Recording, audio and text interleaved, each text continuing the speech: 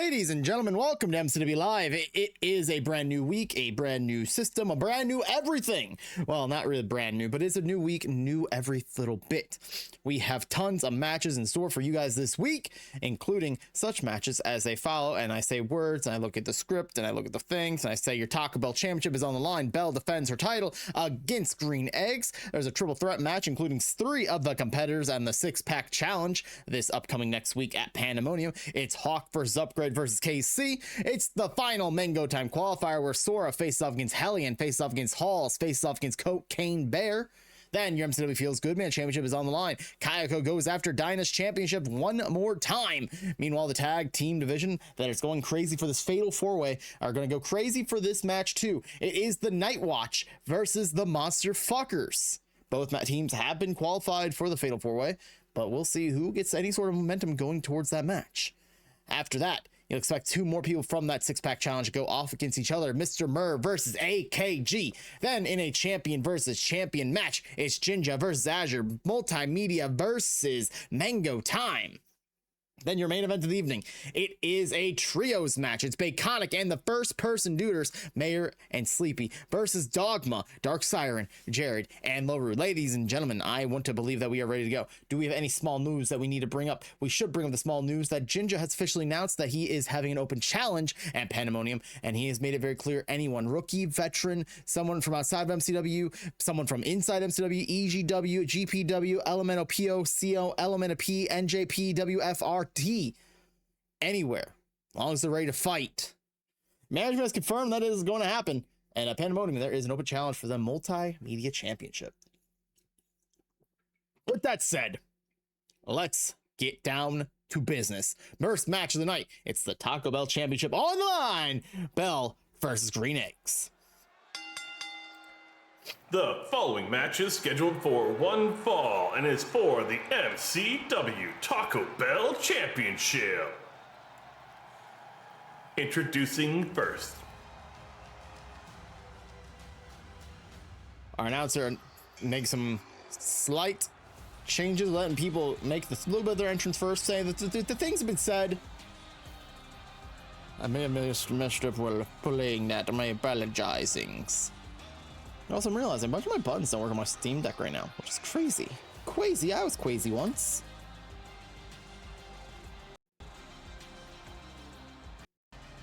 Oh god, a little bit of glitch is happening already. The challenger, representing the first person duders, he is Green Eggs.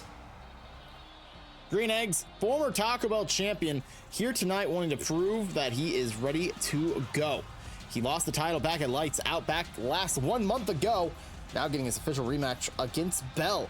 Can the man of the no-fly zone, can the Dungeon Master, Dungeonly master his way up to a victory tonight, reclaim the Taco Bell title, go on to Mango Palooza as Taco Bell champion as he goes into that unification match. Remember, the unification match, chat, not next week, on April 25th?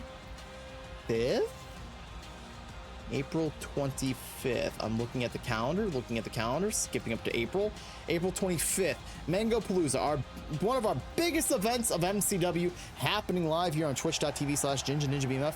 It is going to be a fantastic time. Championships galore on the line, unification matches, the Trial of the Gods leading us to the Elimination Chamber of the Gods. It's going to be a night full of twists, turns. The landscape of MCW will not be the same after this. Grab his dick and twist it for sure is the statement at hand. Like I said, next week though, chat, Pandemonium strikes down MCW as everything starts to get crazy. Just first out, just grab his dick. No twisting. I think we need to twist that dick. Twist that dick.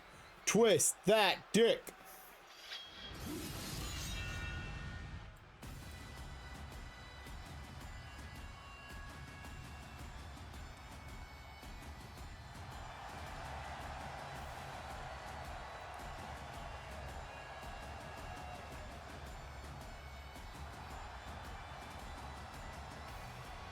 As we said, chat, MCW starting a little bit earlier than normal due to the fact that I have dinner plans in my family, so I do apologize for the earlier start. I expect this to be an MCW matinee, as they may claim. And his opponent, She is your MCW Taco Bell champion. She is the chaos. It is Belle. Bill. I like how he said it there. Bill. Belle making her way down to the ring. Very feisty, very focused. Last week, she was unable to qualify for the Mango Time. No, was it Mango Time? No, it was the six-pack challenge. Tonight, she has the goal in mind to successfully defend that title, to go ahead and make their way all the way to the unification match at Mango Palooza. What title is on the line? What is the titles being unified into, chat? Still don't know. Management hasn't told us.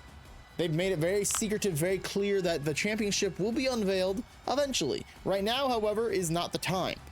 Taco Bell title, multimedia title, hardcore title, feels good man title, all unifying into one championship come April 25th. It's less about eliminating opportunity for our MCW wrestlers. It's more about creating a more unified system. Less championships, more story driven. Let the narrative control MCW going forward.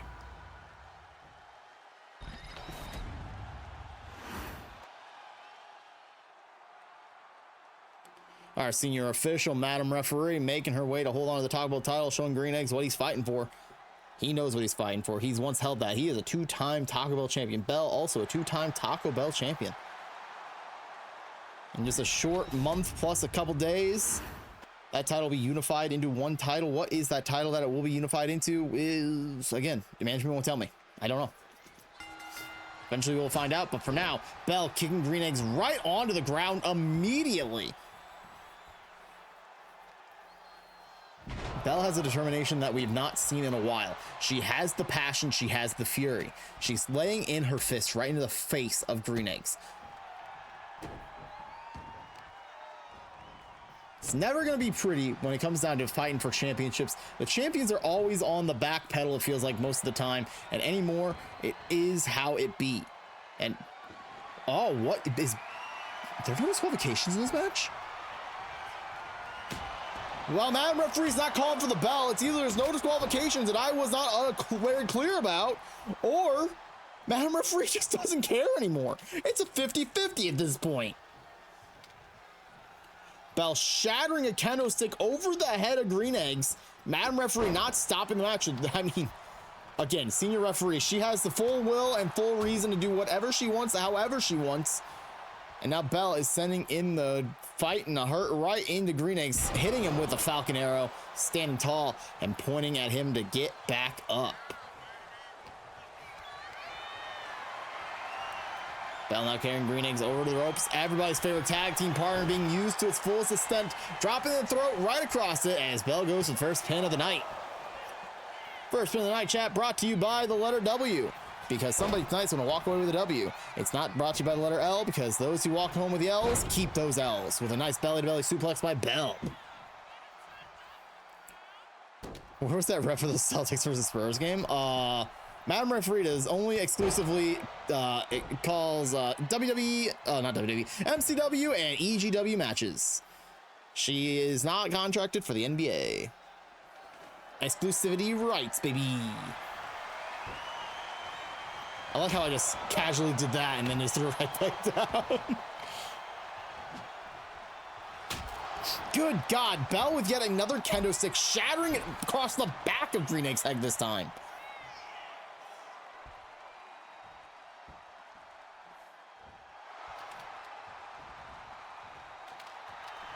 Green Egg's about to do what he's known most famous for. Go to the fly zone, which usually is a no-fly zone, as he hits a beautifully done springboard drop, missile drop kick. Drop, missile drop kick. That's what I said.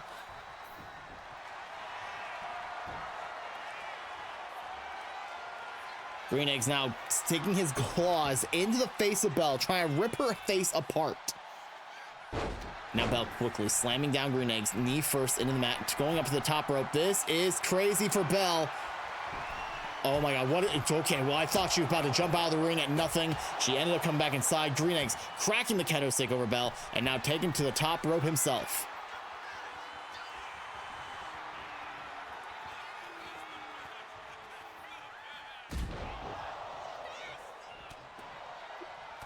One of these times, he's going to realize it's a no-fly zone for a reason.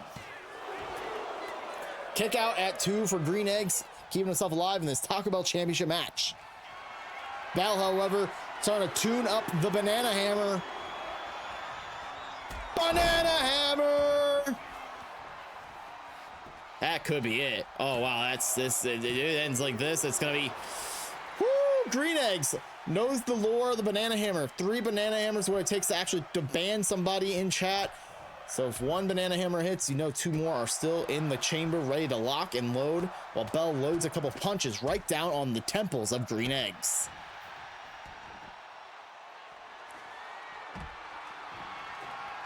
That's a trash can. Bell's gonna, well, thought she was about to go take out the trash known as Green Eggs, but now instead smashes her face right into the concrete floor, and Green Eggs capitalizing with a drop kick right to the face. Bell needs to be careful. She ends up getting like a concussion. It could be protocol for a lot of trouble. I thought she was going face first in that turnbuckle. Or ring post. Another kick right to the gut. Green Eggs in full control on the outside of the ring. Sending Bell down ringside.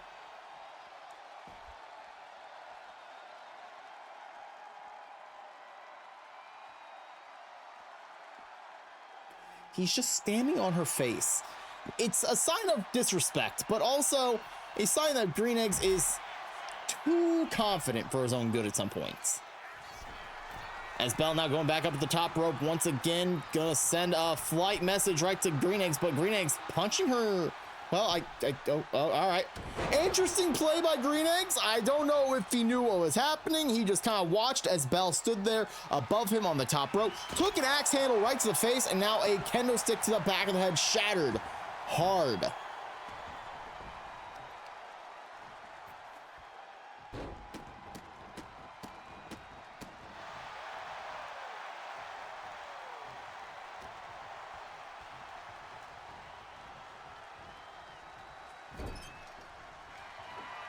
Green Eggs now put up on the top rope. Bell sending the fight right to him. Punch right to the jaw.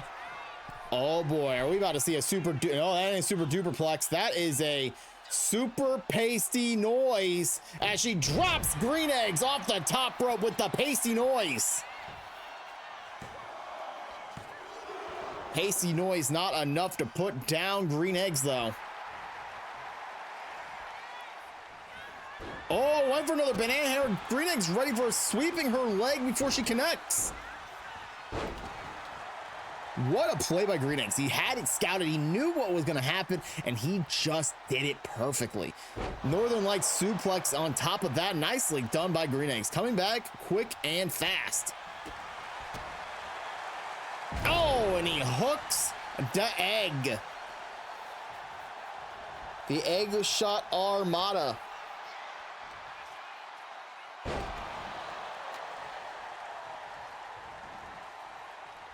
What does Bell want from underneath the ring this time? Looks like it's that prosthetic arm we saw last week on EGW. Did somebody steal that person's prosthetic arm and put it under the MCW ring? 'Cause that was clearly under the ring. Who in EGW stole the... Okay, who do we have in the back that was there on EGW this past week? Uh-oh. Green Eggs going for the pin. Somebody in the back is playing a little sabotage with the EGW fans, stole their prosthetic arm.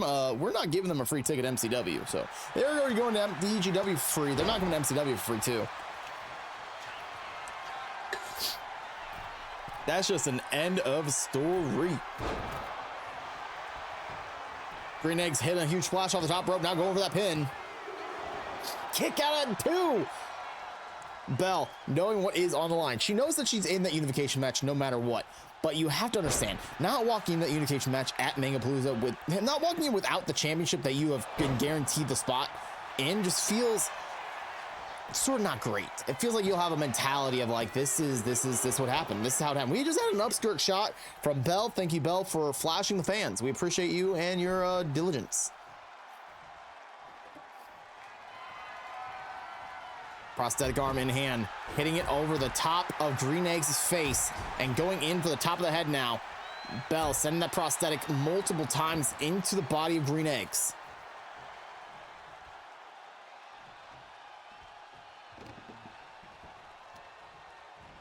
Burn it down indeed, as Bell drops herself into the body of Green Eggs and now deadlifting him from the ground. Gut wrench power bomb. Oh, Green Eggs back up though. Oh, banana hammer. Oh, the banana hammer. Holy shit, the banana hammer. Here is your winner, and still MCW Taco Bell champion, Bell.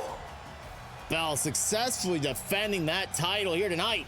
GG's to the Taco Bell champion, going off to bigger and better things. Unification match in just a little over a month away. The banana hammer struck down Green Eggs, and here we are, still champion for Bell.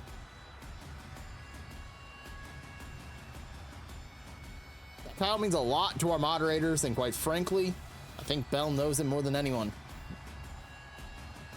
Being able to represent the mods of this channel means a lot to her, so GG's goes out to Bell 110%.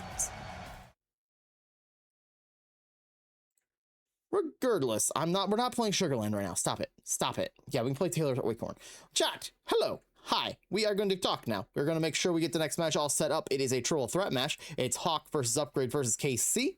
But before that, let's make sure we understand what happened tonight. Tonight we watched Dogma come into the arena together. All members of Dogma arrived at the arena together earlier today. Dark Siren was seen speaking quietly with LaRue and Jared near the entrance, while Jay Nasty followed close behind. We have heard rumors that Jay Nasty might be injured, so we're hoping and praying that he's not. That are just rumors and everything, but the group declined any interviews about that situation. Pandemonium will be the only beginning, is what we got from Dark Siren about that situation. On top of that, we also had security staff confirming that AKG stayed overnight in the facility, training late, all night even. The man is determined. The story of AKG is that he has been given opportunity after opportunity after opportunity just to fall slightly short. He wants to capitalize. The six-pack challenge at Pandemonium is his true opportunity. He knows that it is his opportunity. He knows that if he fails here, there might not be nearly as many opportunities in the nearby future. He's determined. He's focused. He's driven. So tonight, when he faces off against Mr. Merv, he have to believe that there has to be some sort of deep-seated, rooted plan. I'm not claiming that he might try and injure Mr. Merv, but he's got to find some way to overcome Mr. Merv. The only way to truly overcome Mr. Merv is to find out the secret of the alien within. On top of that, speaking of Mr. Merv, while both men were present in the building all week, it seemed like Mr. Merv and G-Men were avoiding one another entirely. Staff noted that the two passed multiple times in the same hallway earlier in the day today, and they walked opposite directions without acknowledging each other. Is this truly the end of the G-Spot? Or is there some sort of more deeply rooted situation? What is going on with the G-Spot? It started off with earlier this week, we saw Ray Lynn, who used to be Ray Vin, come out of nowhere, tell G-Men that she's done. She's over it. She's done with the G-Spot. It's done. G-Spot dead. She's moving on. She's made the claim. She's doing bigger and better things. And quite frankly, good for her. Great for her. She deserves to find her own path. But the problem that we have with that is, what does this mean for the G-Spot? Earlier this year, the Unthinkable Baby got ripped out of the G-Spot, destroyed, eliminated, completely taken, gone. Last week, we saw Ray Lynn defend the Gift of Gods title against the Baby, where she seemed like she was a little hesitant on hurting the Baby. Meanwhile, the Baby didn't really put up any sort of fight. He just let it happen. What is happening to the members of the G-Spot that we saw a year ago? The dominant tag team champions, the hardcore champions. They were just on top of the world. What has happened is still the question at hand. And I don't know if we're going to get an answer tonight. But the bigger story that we had was that Ray Lynn is no longer Ray Vin, it's Ray Lynn. And on top of that, she has officially cashed in the Gift of Gods championship. And we know that at Pandemonium, it is going to be a triple threat match for that title, which means that we are going to have the Trial of Gods starting 2 weeks from today. 2 weeks from today, the Trial of the Gods returns, and it is going to be, it's going to be pretty epic. I have one of those feelings that when the Gift of Gods trial, when the Trials of the Gift of Gods title comes back around, These matches are brutal. These matches do not leave one of these matches the same. And plus, as an added bonus, as we've learned, the gods have asked us a favor. Make sure that our trials feel sacred. Don't let our trials feel sacrileged. So it's an added bonus. If you lose your trial match, everyone's invited to join a trial match, but understand there is a caveat. If you lose your trials match, until that person who has the Gift of God's title cashes in, if you lose your trials match, you are banned from competing for the MCW World title, MCW World Tag titles, or the MCW Gift of the Gods title.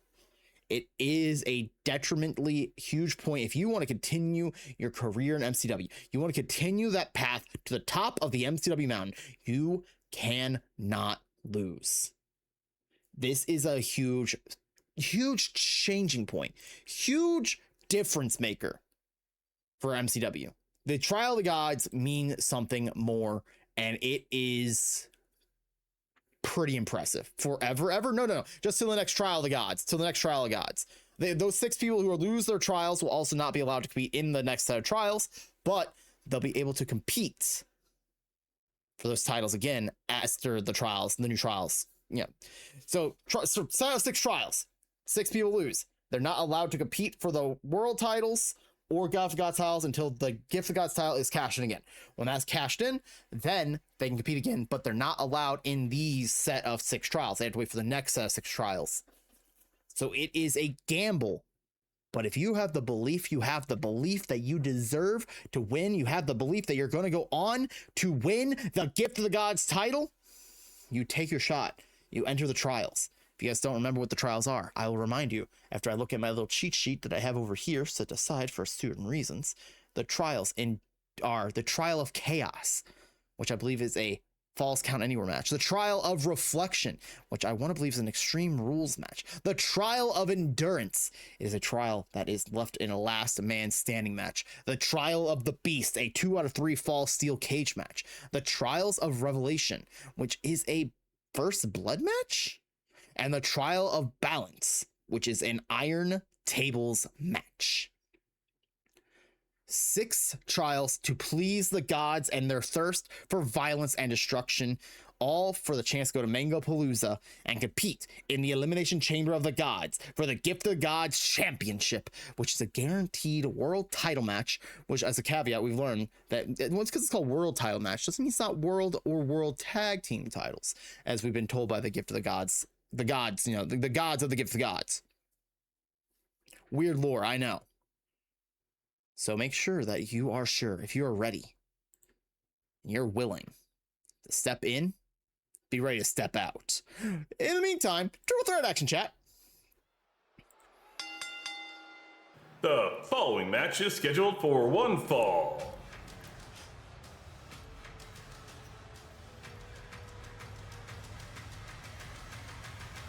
Introducing first, he is the man known as Hawk.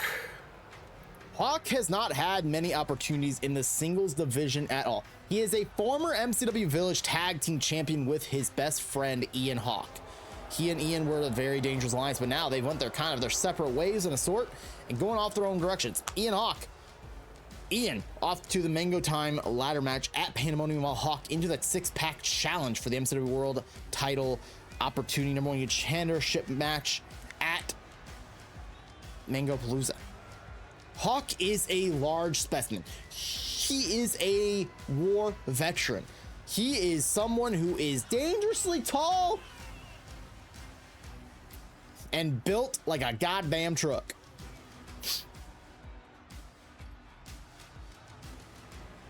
Hawk is not one to be underestimating.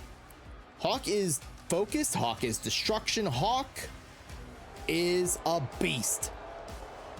Poor guy forced to go his separate ways. They chose to go their separate ways. What do you mean? Forced? They're wanting to go on to bigger and better things. How are they forced?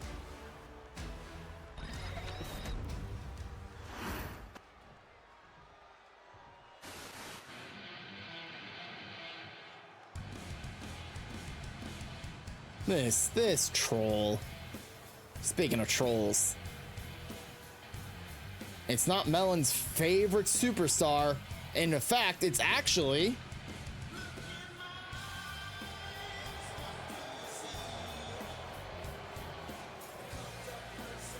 the biggest Mayo heathen on the planet. Why we still shared chat for this? Why not? Why does it matter? Shared chat's just shared chat, bud. Why you gotta And point his it out? opponents. Well, First, he is the original heathen. It's Upgrade. as if you want to not go for it, but while you knock, Upgrade making his Mayo self down to the ring, doing what he's gonna do and be extra unhinged, destructive, and disgusting.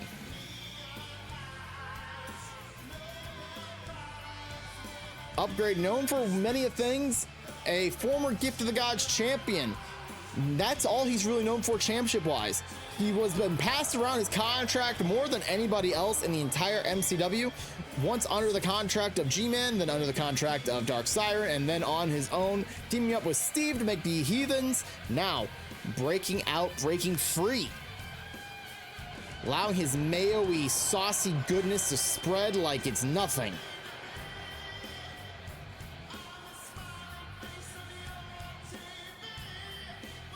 Chat, also a reminder, stay tuned for the end of MCW. We will have your official MCW Pandemonium trailer officially shown in chat, on stream. And I'll make sure to push it live on YouTube at the same time.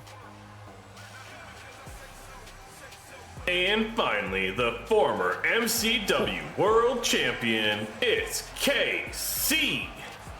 Man, Mr. Announcer really poking the bear known as KC, making sure he knows that he is the former MCW World Champion, lost the title back at Lights Out to Baconic in a triple threat when he and Ema both lost to Baconic in a beat the clock challenge situation.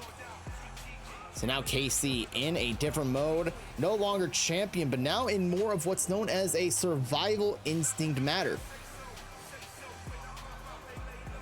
However, that baby blue, the baby blue version of his fucking his outfit, fucking fire. So, dude, this is gas. This is a gas color combination, chat. Oh my god, I love it. That's gas.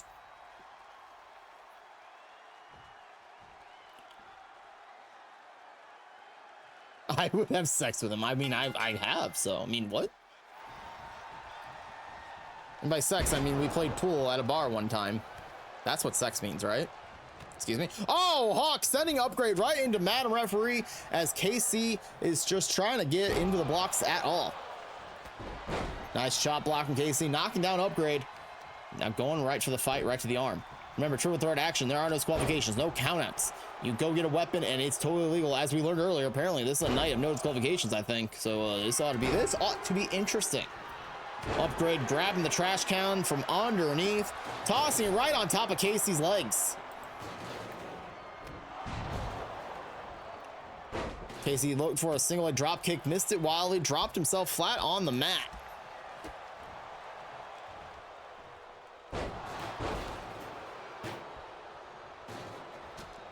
Big boot knocking down Hawk. Upgrade dodging out of the way of KC, locking it up, sending Upgrade right on up and over the top rope, and now trying to knock Upgrade out of the ring, and it's going to take a couple punches, and the nice drop down with a jaw jacker off the ropes. KC spine buster slammed down by Hawk. Upgrade with a kendo stick in hand. Just taking it right to Hawk. Oh, and then shattering it over Casey's head.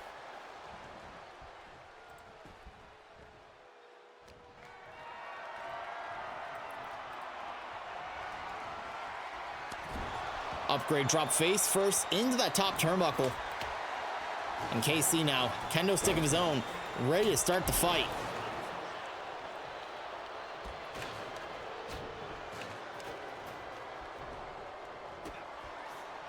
Wow.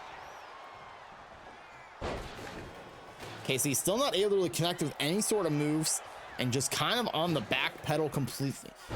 KC now lifting up, slamming Upgrade down hard. Hawk driving a knee right into KC.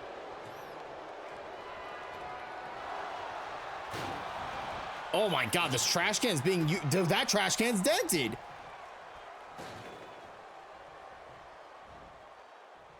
Upgrade with a nice backbreaker, dropping KC, going for the pin. Kick out at 1. Table introduced by Hawk as that count was happening. Not yet set up, so that table's kind of useless at the moment. It's normally not used ever in these matches, but the table has been a threat over the last couple weeks to many people. As Casey just gets military pressed up into the sky, dropped hard on top of the backside of that table. Front side? No, it's definitely the backside. Backside's the side with the legs, right? Definitely that's the backside, not the other side's the other side. Upgrade now, steel steps in hand, sliding them into the ring. Neck break from Casey onto Hawk. Those steel steps we've seen in EGW be completely deliberately destructive as they are now shoved almost out of the ring entirely. Hawk now lifting up, upgrade, and then look at that F10 on top of the back of the table. On top of the back of the table. That is a sentence that I just said out loud. On top of the back of the table, and Hawk chucking KC off to the side. Big clothesline sending Hawk inside out is upgrade. Upgrade, known to be a Chicago Blackhawks fan, picking up a hockey stick kind of just makes sense.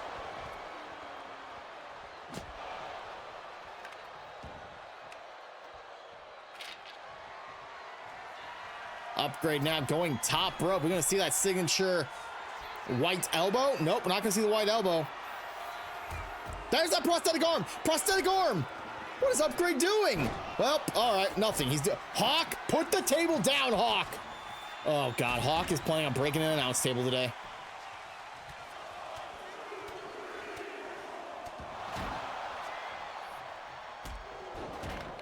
Boot to the face, down goes KC as a pin attempt is here. Broken up immediately by Upgrade.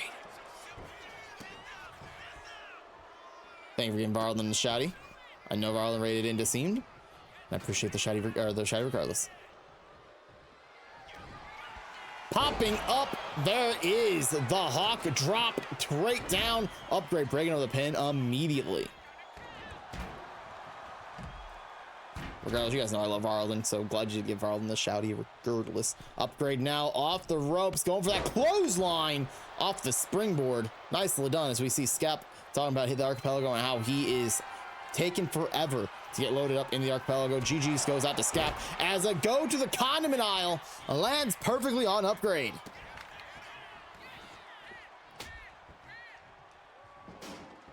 Steel steps re-picked up by KC and now slid on into the ring. Those steps could very easily be, well, shoved right back out of the ring. Oh my God, those steel steps are being disrespected tonight. They're being absolutely disrespected as Upgrade gets dropped across everyone's favorite tag team partner, the top rope.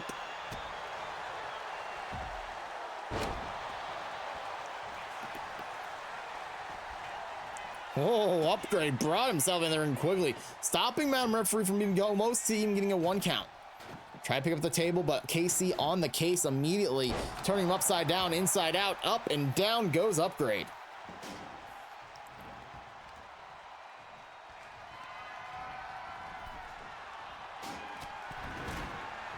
The fight taken, right to Upgrade, who's on the ropes again. KC doing what he did earlier. Nope, this time a drop kick out of the ring. Suplex onto KC. Nicely done, trapping both of the arms, slamming him down hard.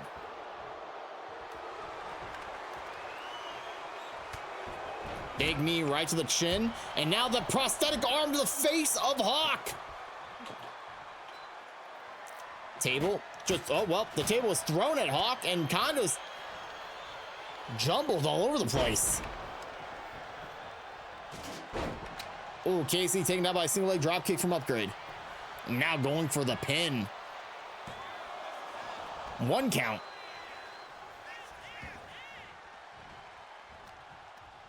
Where's Hawk going now? Okay, back under the ring. Getting himself didn't we have a trash can earlier? No, that was in the last match. Last match? I think that was in the last match, right? The Rashkin was the last match, not this much. As Upgrade slams Hawk down, going for the Anaconda Vice.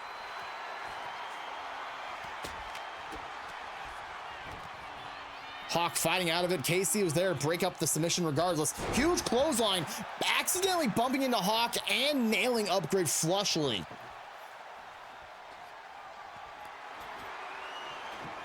Table set up, ready to go.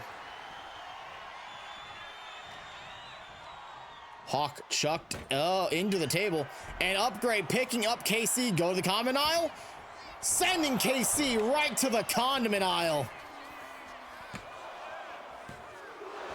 KC kicking out in the nick of time. Count of two, not there yet.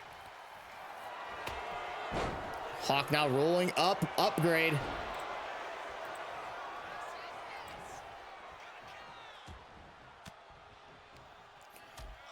Fight continues on. Upgrade getting grabbed on by KC, elbowing KC right in the gut.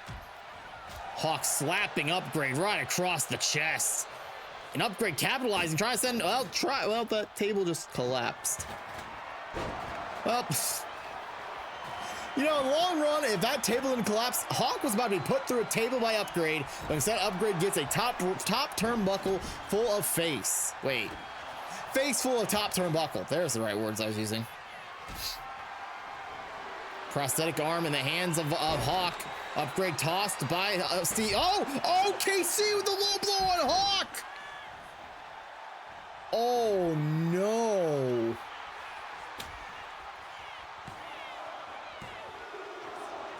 Kick out at 2 even after his balls just got obliterated.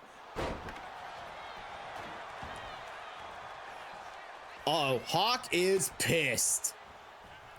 Upgrade, I would run if I were you. He is trying to get to Upgrade, but Casey is just in the way. I don't know why he's so pissed off at Upgrade. Casey's the one that punched him in the balls. Well, he was angry, but now he's been subdued. Rolled off to the corner and everything. Prosthetic chucked at Casey. Casey now laid out in the middle of the ring. Upgrade going for the wide elbow. Nope, no wide elbow. No wide elbow. He doesn't want to do the wide elbow today, chat. Hits the huge cross body, though.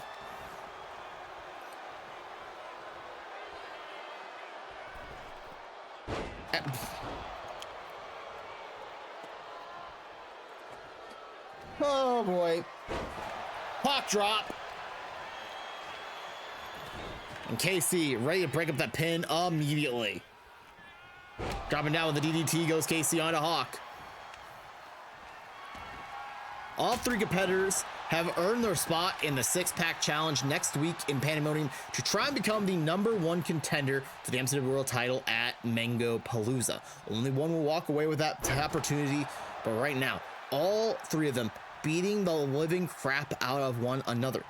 The only person in that 6-pack challenge not in action tonight is Chaboy. Chaboy apparently taking the night off because due to a slight mishap during his match, he may have a concussion.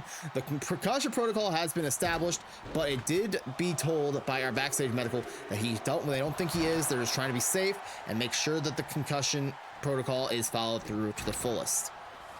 Oh, Casey Spears on to Upgrade.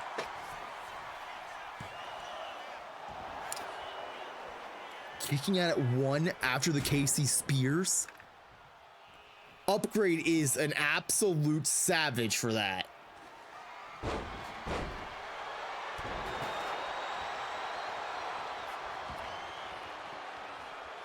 KC running around ringside, steel chair in hand. Oh, Hawk ready for it. Knocked it out of his hand and then clotheslined him on top of the chair. Midsection kick, KC, Case-ecution. Uh-oh, Upgrade, please. I thought Upgrade was going to chuck those steps across ringside. Into the ring goes Upgrade. KC now picking up those steel steps. Sliding them inside the ring. Upgrade, what are you doing? What are you doing? You're going to pay the price! Oh, God. I legitimately thought Casey was about to suplex Upgrade into those steel steps. I'm not gonna lie to you. Thought he was about to suplex him into those steel steps.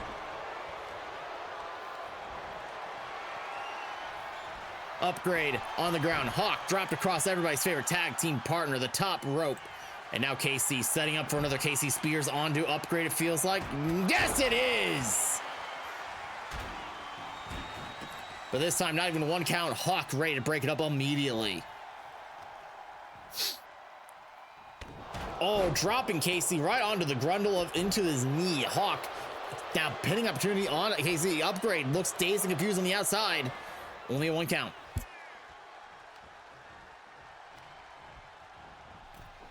Hawk send over the top rope. Upgrade with a punch, but KC on to Upgrade immediately. Just turn him inside out. Upgrade ready to fight. Look out, all three of them starting to inside out, turn each other, trying to go out of the common aisle, not able to. Quickly, Upgrade up on the shoulders of KC, dropping him down for a flapjack, and the steel steps meets. Upbeat onto KC. Oh God, Hawk is just dodging left and right. KC scoops slammed up, drop kicks missed by Upgrade. Hawk in the driver's seat now, lifting him up and just chucking the, Upgrade in pain after getting dropped onto those steel steps. Hawk drop. KC ready to break up the pin though, just in time. Going after Hawk, who tries a capital. Where is he going? Trash can? Why? KC letting Upgrade suplex Hawk. Nice Russian leg sweep, taking down Upgrade is KC. KC wants to go for a third. KC Spears. Oh, and it nails a third time on Upgrade. Hawk, it might be, that's it. Yeah, yep. KC with a definitive, decisive victory here. Here is your winner, KC. KC putting up one hell of a fight, even though the former MCW World Champion, showing why he was MCW World Champion in the first place.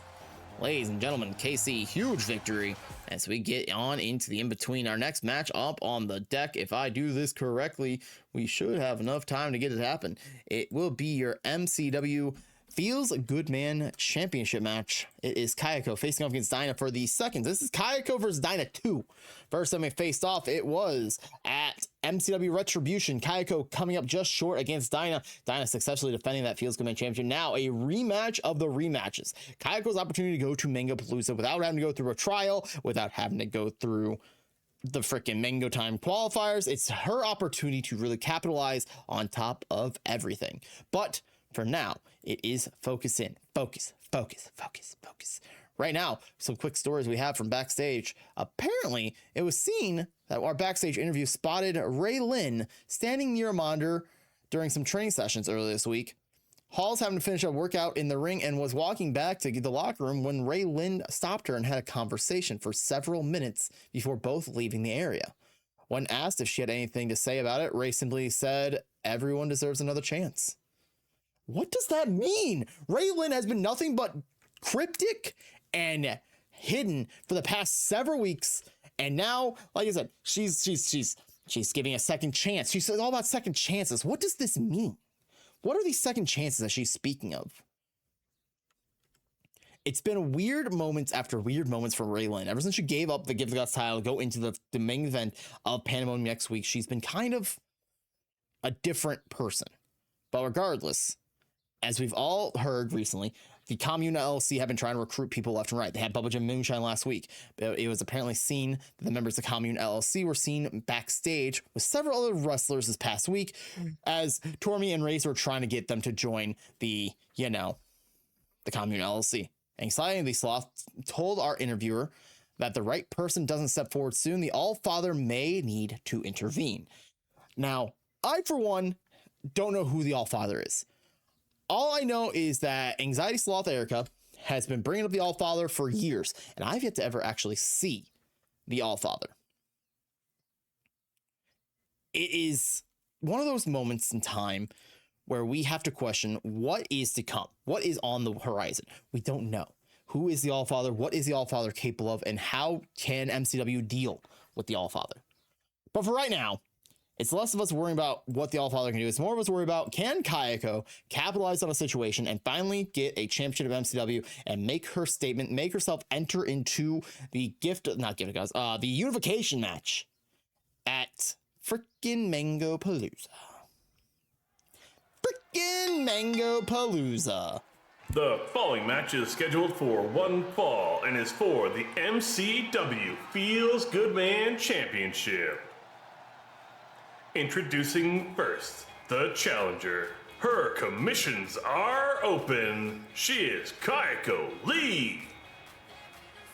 Kayako has been on something over the last several weeks, beating Summer Bree to earn this opportunity. Former Feels Good Man champion Summer Bree. Now Kayako ready to step it up and prove that she is ready. Her friends are waving, hi friends, hi friends, hi friends, hi friends. They are screaming hi friends as they go up and down for her. The commissions are rolling in for her. And if you guys did not know, Kayako just recently had a book released on Amazon. Go check it out. It's called Lucifer's Rose, available now in hardback and paperback. I'm not sponsored to talk about her book, but I like my friends doing awesome things like that. So go check it out. It's called Lucifer's Rose. So go give it a look. Go get a buy if you want to buy something that may have some spicy stuff. Do it. Do it for Kayako's sake. Do it, or she's gonna start dropping her freaking microphone into the garbage disposal again and make us all listen to it very loudly. So please go buy the book. Please. Please.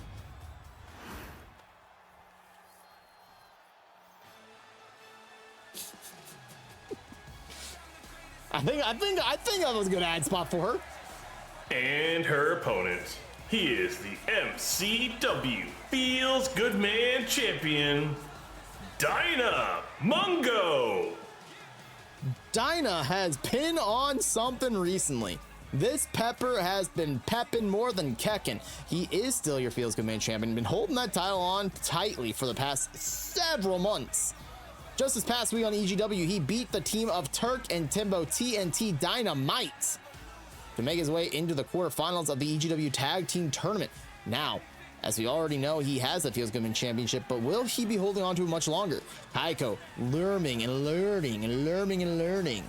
Powerfully doing things left and right.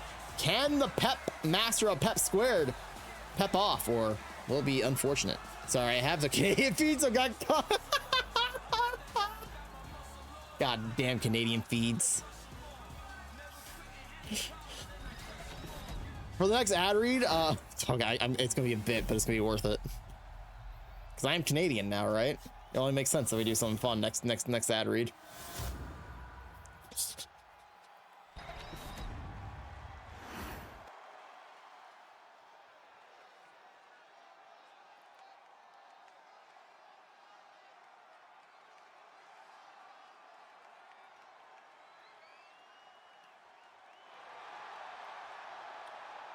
There it is, that beautiful pink and green, emerald on emeralds, emeralds and rubies, maybe something like amethyst. The bell has rung, and here we go. Dinah starting off quick with a punch to the face, and then, well, all right, we're starting off quick and fast, but missing a freaking springboard cross body to start things off. Not exactly where you want to be. Kick to the midsection of Kayako. Dinah now rolling through and dropping her back, and look at this athleticism from the Pepper.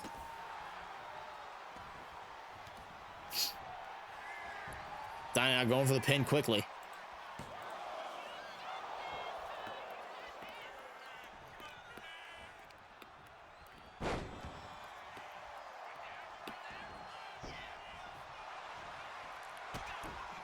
Dinah getting kicked in the knee. Kayako going to capitalize, rolling him up inside out. Nicely done with the inside cradle. Kick out at one. Off the ropes goes Kayako. Dinah's turning around, twisting in and out. The neck is broken by Kayako. Well, not by Kayako, to Kayako. As now a pin opportunity one. Only a one count. Dinah not able to hit the victory that quickly. Oh, and a kick right to the head of Kayako. And well, all right, Dinah. What? Somebody's gonna need to talk to the man named Dinah. we're running into an issue where he is having too much fun jumping into the ring and not actually doing anything with the jumps. He's just hurting himself more than anything. It's starting to become a detriment to everything that is known as Dyna. Dyna is the Feels Good champion. Champions should be held to a higher regard, and missing moves like this constantly is starting to really hurt the standard of MCW champion. So I'm rooting for Kayako. Sorry, I'm supposed to be impartial, but god damn it, Dyna. There we go. He's starting to build back up. Crossbody, hugely done by Dyna, knocking down Kayako with ease. But quickly, Kayako bringing it right back around.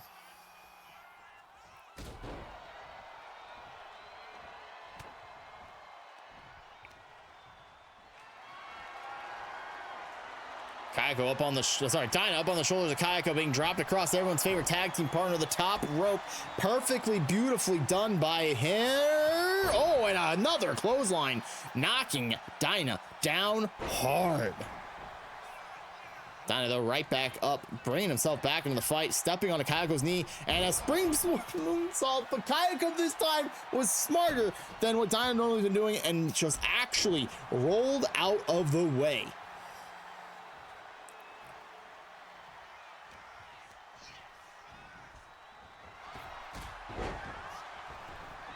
Kayako taken down by Dyna. There are countouts and disqualifications. Madam Referee clearly didn't start counting. Cross body by Dyna, knocking down that of Kayako.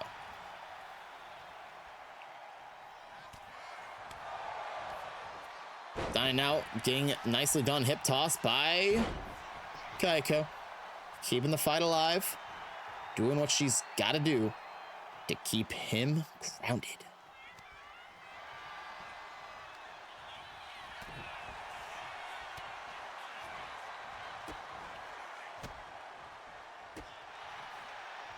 The kicks, and then Dyna looked like he's going for the Dyna cutter. Quickly, Kayako tries to go for a clothesline, not getting it connected there. Nicely done. Another hip toss by Kayako, keeping Dyna on the ground.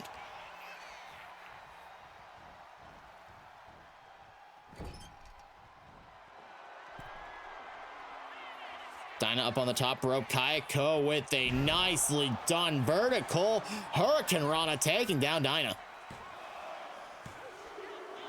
Kick out at 2.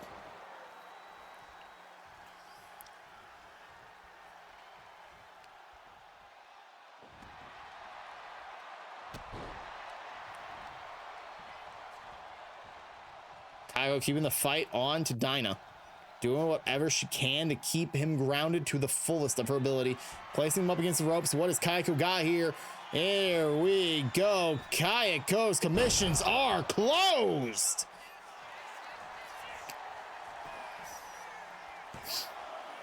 The closed commission not able to capitalize there.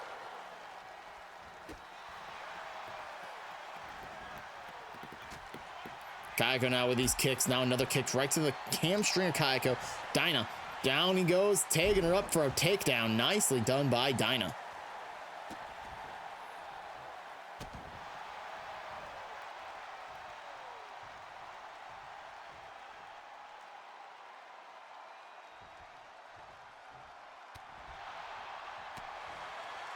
Fight taken right to Kayako. Oh, wow. Did you see that? She just like force palmed him down. She's been watching Midnight Sumo, learning how to do the slappies, and perfectly done with a force palm, shoving Dyna into the ground. Very well done by Kayako there.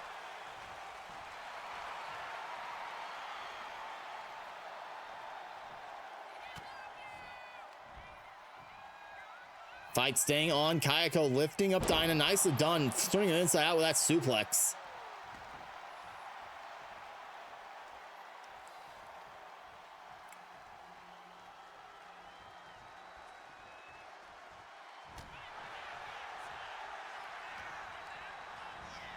Kayako sent. Oh, it exposed. Wait.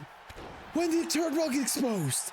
I wasn't paying enough attention. When did that turnbuckle get exposed?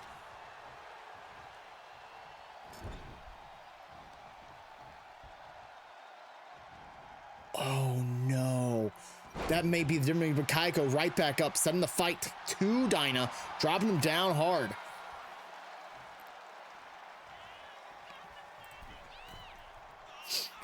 Kaiko now shoulder tackle, taking down Dinah.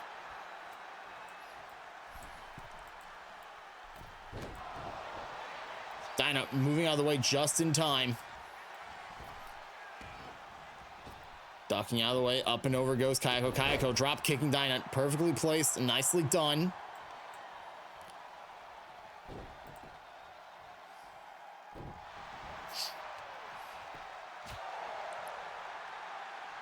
Ow. Kaiko keeping the fight very much alive into Dinah.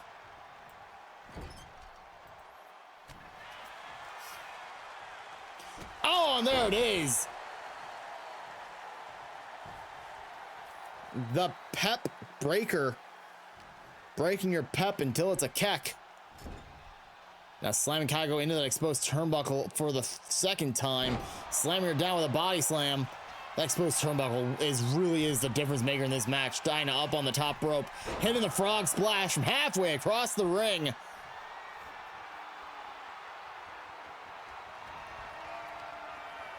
Going for the Dinah cutter. Dinah cutter.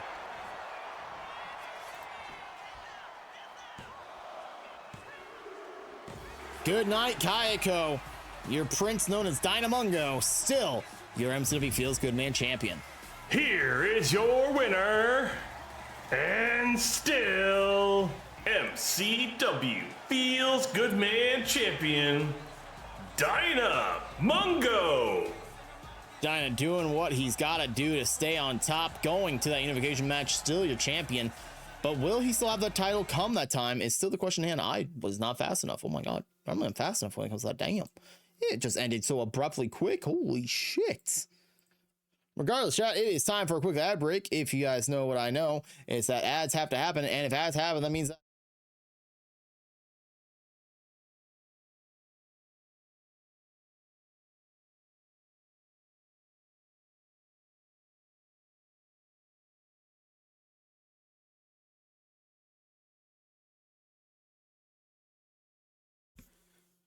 those of you who had the American feeds, you guys heard that entire ad, but if you're on the Canadian feeds, you missed the entirety of it. Regardless, it's time for ads. We will be right back for you guys and everyone in between. A quick little break so I can stretch my legs and all that in between. We will be right back. Bye. Oh my God.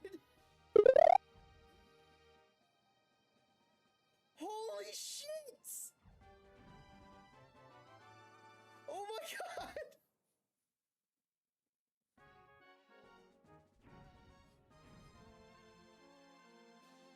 Oh my God, dude, that's always so. Are you here? No. Are you here? Where are you? Yeah, I'm here. How old How are are you? Hit me, Connor. Fuck off!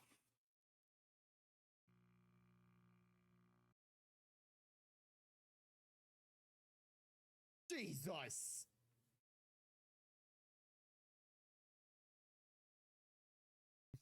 Got scared, quit, and run away. Damn it, we were doing decent! Choose it here. Excuse me? Excuse me?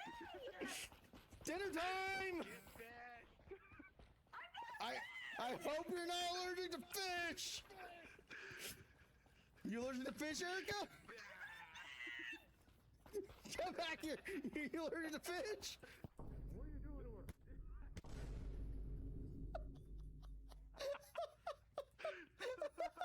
Get fit. Cause I'm better than he is.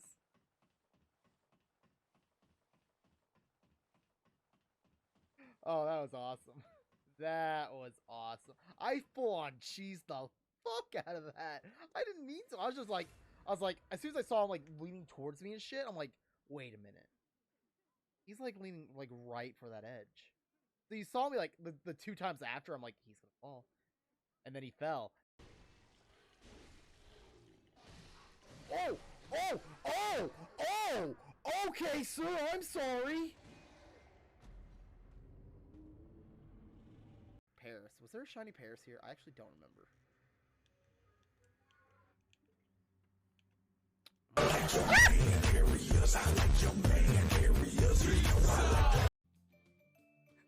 ready to play, press the A button to get started. Nick, I hate you so much. I don't like the fucking snoot keeps falling down. I'm distracted, but what else is new? Have you practiced your pony maze? Is that even a question? Is that even a question? Ginger. Oh my god, I'm dead. Fuck, I fucked up. I fucked up. Out of my chair! What? Yeah, honestly, how'd you mess up? No, no, no, no, no, no. Now.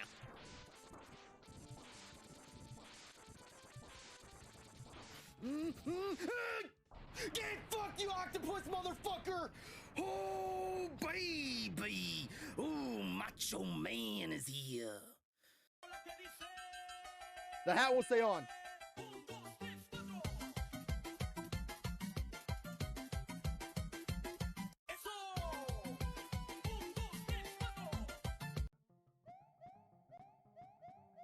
No, no, no, no, no, no. Oh, fuck. Wait, oh. Oh! Oh! Okay. Oh, Joey, thank you for the sub, dude. I really appreciate it. No, fuck you. Legs are freezing cold.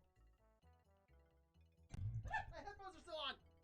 Based on what I'm seeing on Discord, Joey is either dead or not happening again. He's not even playing fucking. Ladies and gentlemen, we're back. Qualifying match time. The following match is scheduled for one fall and is the final Mango Time qualifier. Introducing first, he is Sora. This is Sora's MCW return.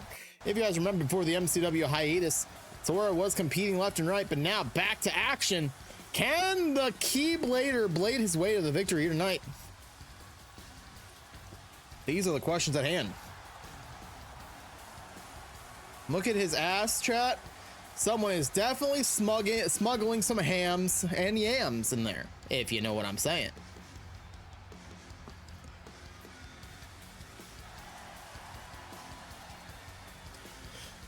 Regardless, Sora has made the claim that he will compete in MCW and EGW. He doesn't want to be branded as one or the other. He wants to be branded as both. So we accept him for that way and that choice. You know, most people who compete in MCW have an opportunity to compete in EGW. At least 20 or so wrestlers, that is. So, you know, good for him. Good for him.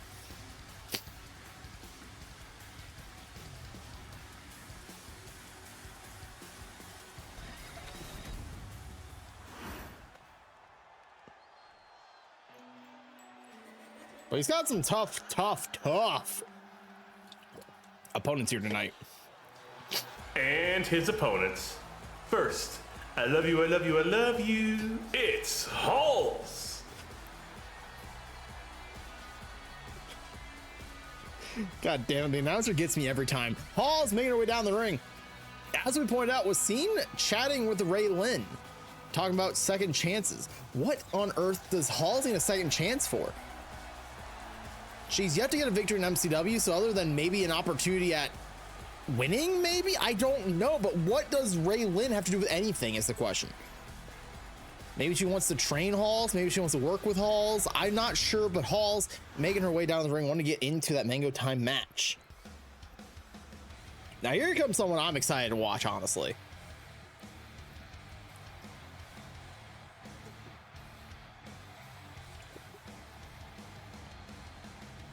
Next, representing EGW, she is the Hellion.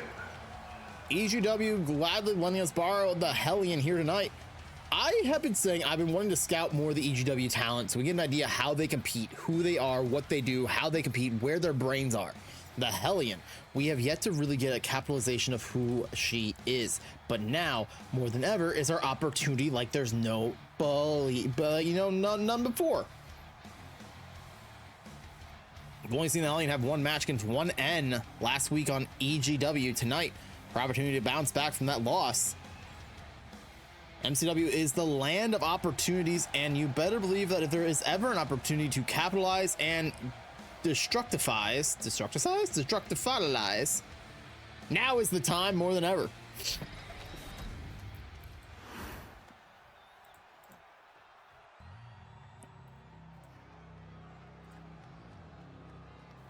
And finally, from a cave in Tennessee, she is Cocaine Bear.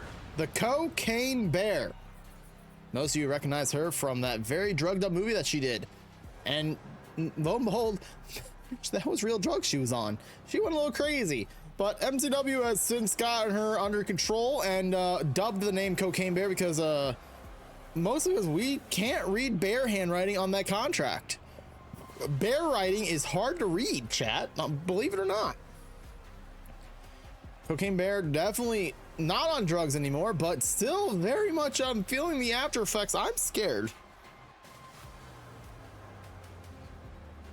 Stop looking at us. Stop it. Stop it. You have a problem, Cocaine Bear. And it's not just the cocaine that you have a problem with. You have a problem with staring. Stop staring at us. I thought she was about to look dead at us again. I'm like, stop it. Stop it.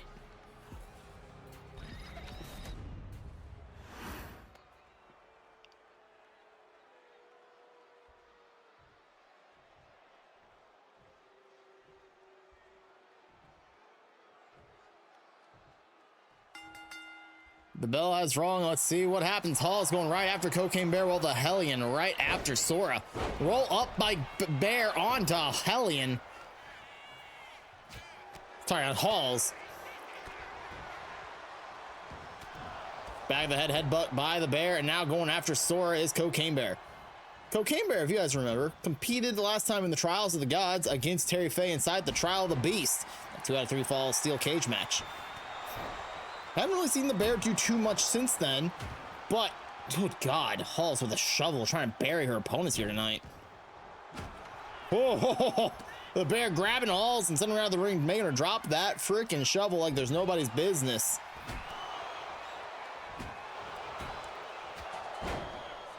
Halls trying to lift the Bear, but the Bear too strong. Sora trying to fight the back. Sora's like, oh no. You don't want to fight Cocaine Bear, chat. Cocaine Bear, is staring Halls down. This ain't great for Halls.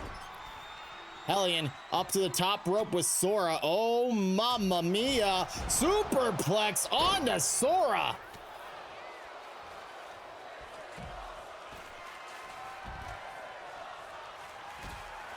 We didn't get to see Hellion do a whole lot of much, except for maybe a couple eat defeats against 1N. 1N was too fast. Maybe this Fatal 4 will actually get a chance to see a true styling of what she's got. While Sora lifts up Halls and slams her down hard, Cocaine Bear going underneath the ring. Hellion left inside the ring while the Bear gets a steel... Well, never mind. Put the steel chair down. The crowd wants tables, apparently, so hopefully somebody will oblige.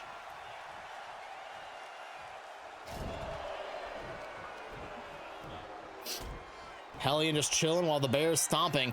Sora and Hellion lock eyes. Hellion slapping Sora in the face. And a nice Russian leg sweep, sending Sora down hard.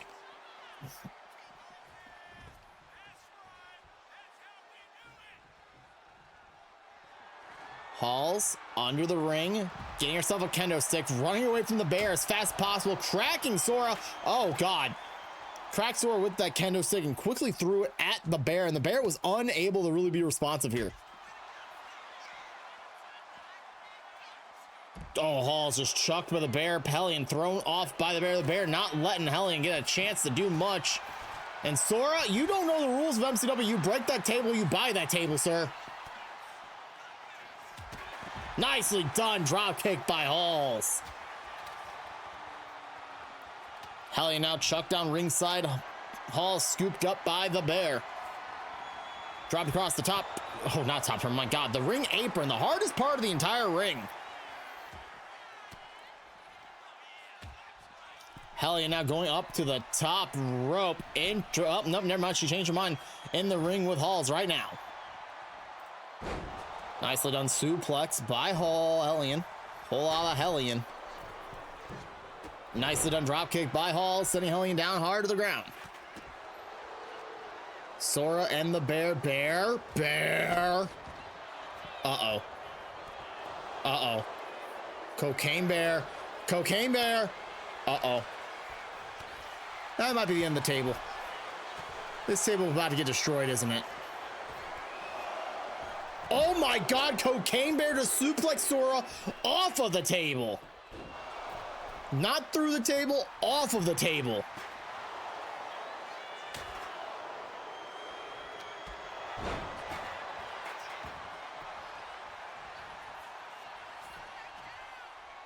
Hellion not even getting one count on Halls inside the ring. Cocaine Bear, uh-oh. Oh my gosh. Cocaine Bear getting out, oh sorry, Sora getting out of the grasp of Cocaine Bear. Drop down, lift up. Halls in control, nice hip toss. Cocaine Bear right on top of Sora, sending him down ringside. While Halls goes up and, oh, in the grasp of the Hellion. Hellion slamming Halls down hard.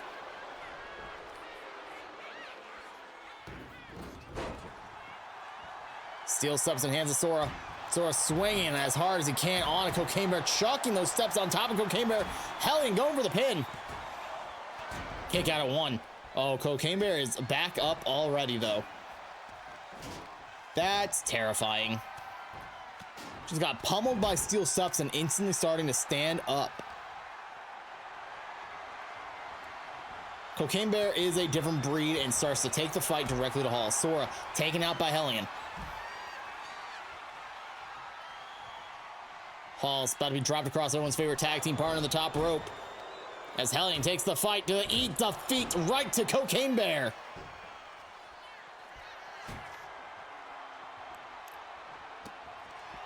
Midsection kick. Hellion with the backbreaker. Count of two. Off the ropes goes Hellion. Hall's missing a drop kick.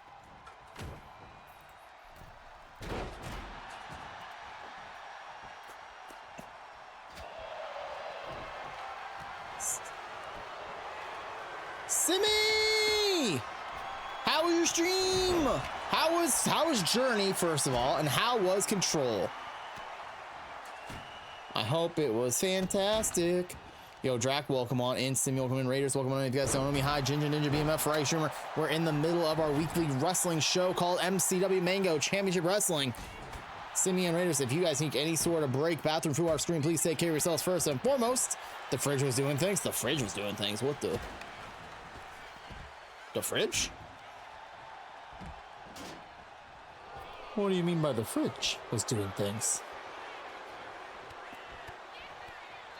I know not what I expected it, but it was doing things. It was doing things and doing things, huh? Simi, thank you so much for it. I very much appreciate you. Thank you for letting me give me a script for the voiceover stuff. I think I did a good job. I think I said everything correctly. Yeah, did great. Good. I was worried because I was like, I know how to say some of these words. Literally, if it wasn't for the help of one Yogi Ice Bar, would not have been able to say most of those words. I'll be honest. Yogi really popped off and helped me say a lot of those words.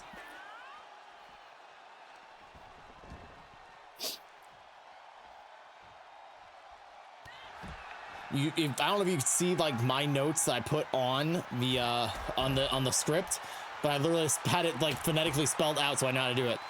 Words or names I have to check with someone every year, so it's all good. Regardless, appreciate the opportunity, appreciate the raid, I appreciate you in general. Next week, chat, we have MCW Pandemonium, but I made it very clear. MCW Pandemonium is going to be what's known as a pre-party before Epilogue Gaming Awards, the EGAs, over on... Is it simulcast on the Epilogue Gaming TV and Streaming Falcon channel, or is just on Streaming Falcon, or just on the EGTV? I was confused by Falcon's post yesterday. Was it yesterday he posted about that? Regardless, it's gonna be a great time. It's gonna be full of great time. Hosted by the lovely Streaming Falcon. We're gonna have a whole lot of fun. I'm up for like 27 awards. Yeah, I know. I don't know. People like me apparently. Crazy. As we've said, if I don't win Collaborator of the Year, all collaborations are canceled for the remainder of the year, and so forth. So y'all better have fucking voted for me.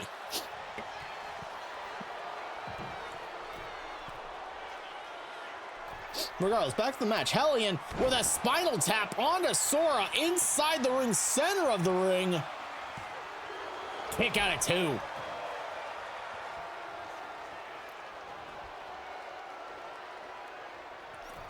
Also, if we don't win Canadians, I get to become American again, so... Oh my god, that table's on fire! What the hell? What the... What? Huh? Oh my god, Sora put a... So, I don't know if I should be mad or thankful that Sora put the table out. There's a basketball?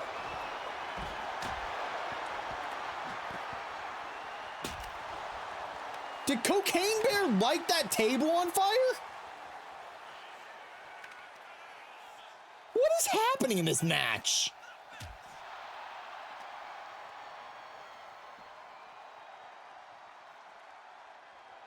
I think Sora's suplexed DDT'd Hellion, and Hall's running with a steel chair, getting right in the grass and the claws of the Cocaine Bear. I'm still confused. How did that table get lit on fire? I didn't know you could do that in this game.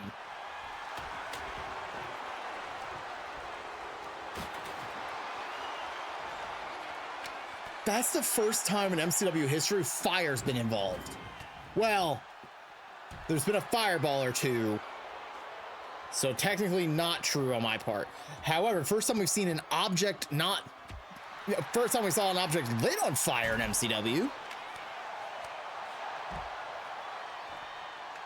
I'm so confused.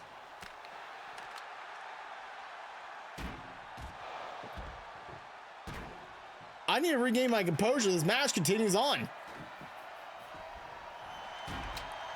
Been won a hellacious Mango Time qualifier. It causes your it's cause your fire. It's cause your fire. It's cause your fire. Because you are fire. I am fire. I caught it. And I'm on fire. My brain is broken. Bleh. Bleh.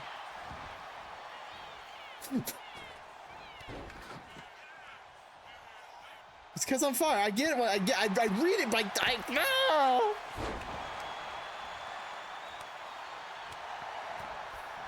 I'm just distraught on the fact that that table got lit on fire.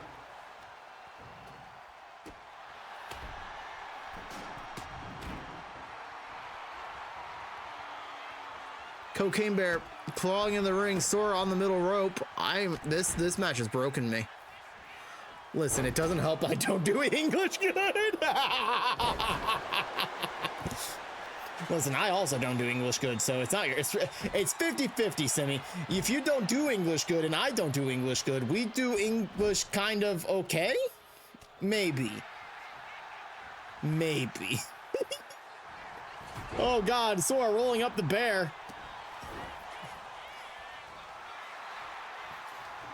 We try to, Simi, you don't understand. We try our hardest. We try and we try and we try again, but somehow find our way in the failing pile of a bunch of, well, a bunch of failure. Failure! You got 1 to 1 to 1 to 1 to 1 to 1. Cocaine Bear lifting up Hellion and slamming her down hard. Oh, look at this pin. Okay, come on, break it up. Hall's in a bad spot with Sora. Oh, Sora with the heartless brain buster. That heartless brain buster so destructive as Cocaine Bear gets suplexed away. No one English is good. Do I have exclamation good still? I don't think so, right? Not God, good. No, I don't. I don't got exclamation good still. I'm okay. I'm all right. I'm okay. I'm not fine.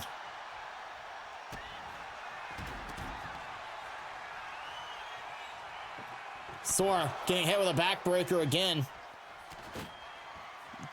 Table sort of put in the corner, but not really. Hellion go for the pin on Sora.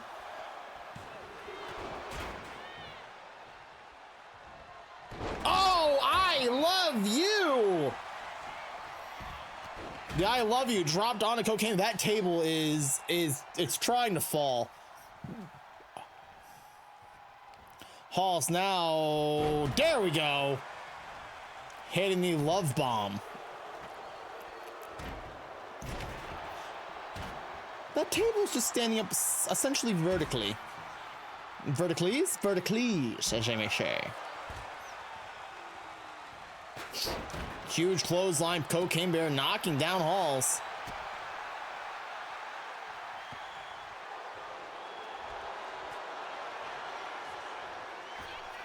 Nicely done. Springboard dropkick by Halls.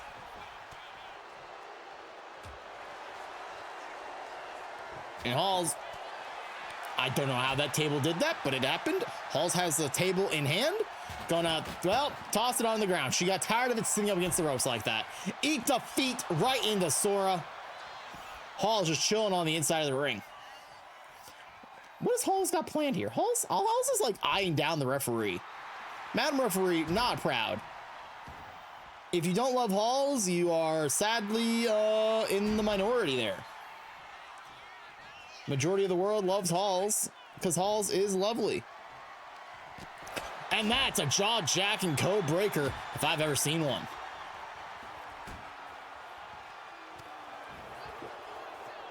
Halls with steel steps in hand, picking him up and putting him right back down. Halls not wanting to use a weapon, but also at the same time trying to use a weapon. Up to the top rope she goes. Went for the drop kick, landed hard on her back. I'm feeling that one in the morning, says Halls. I think.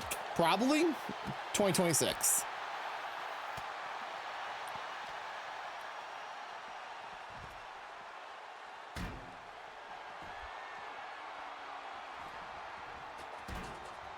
Hellion now on the barricade. Meteora off the barricade onto Sora. Cocaine Bear with a chair. Did that rhyme? Cocaine Bear with a chair. Yep, that bear and chair. Bear chair. I think that rhymes, kind of in a way. Halls chucked down ringside right to Hellion with a kendo stick. Sora chucked down ringside to nobody because Cocaine Bear wants to separate the party. Oh God, Cocaine Bear, oh my God, Hellion with a huge kendo stick, shattering it over the face of Cocaine Bear. In the ring goes Sora. Halls making her way in the ring too. Hellion lifted up by Cocaine Bear, slammed it down a hard hockey stick and Halls' hand dropped down immediately. Scooped up by Sora is Halls, taking over the turnbuckle, face first she goes. Sora going for the pin. Woo!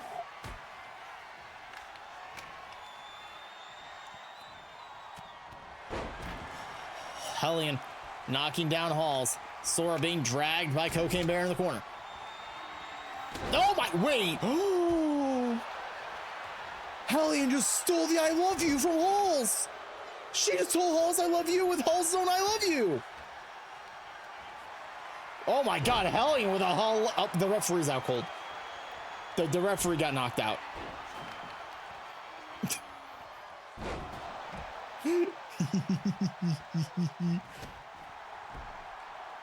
The bear has, well, never mind, no longer put it back down.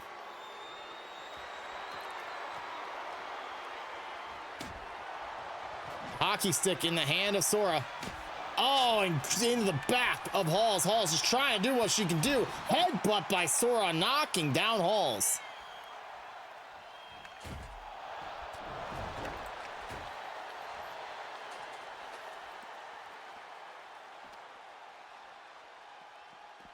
Hellion tossed by Cocaine Bear. Sora now turning around inside out. Hurricane Rana knocking down Cocaine Bear. Halls right back up to her feet, rolling out of the ring. Halls going for, well, we thought it was the unprettier, but actually it was a bulldog.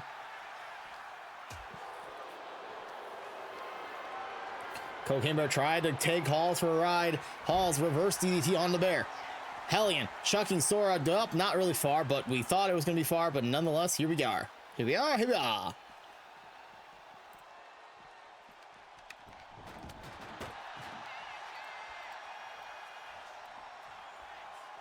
Up on, oh my God, Sora with the twisting, turning inside out.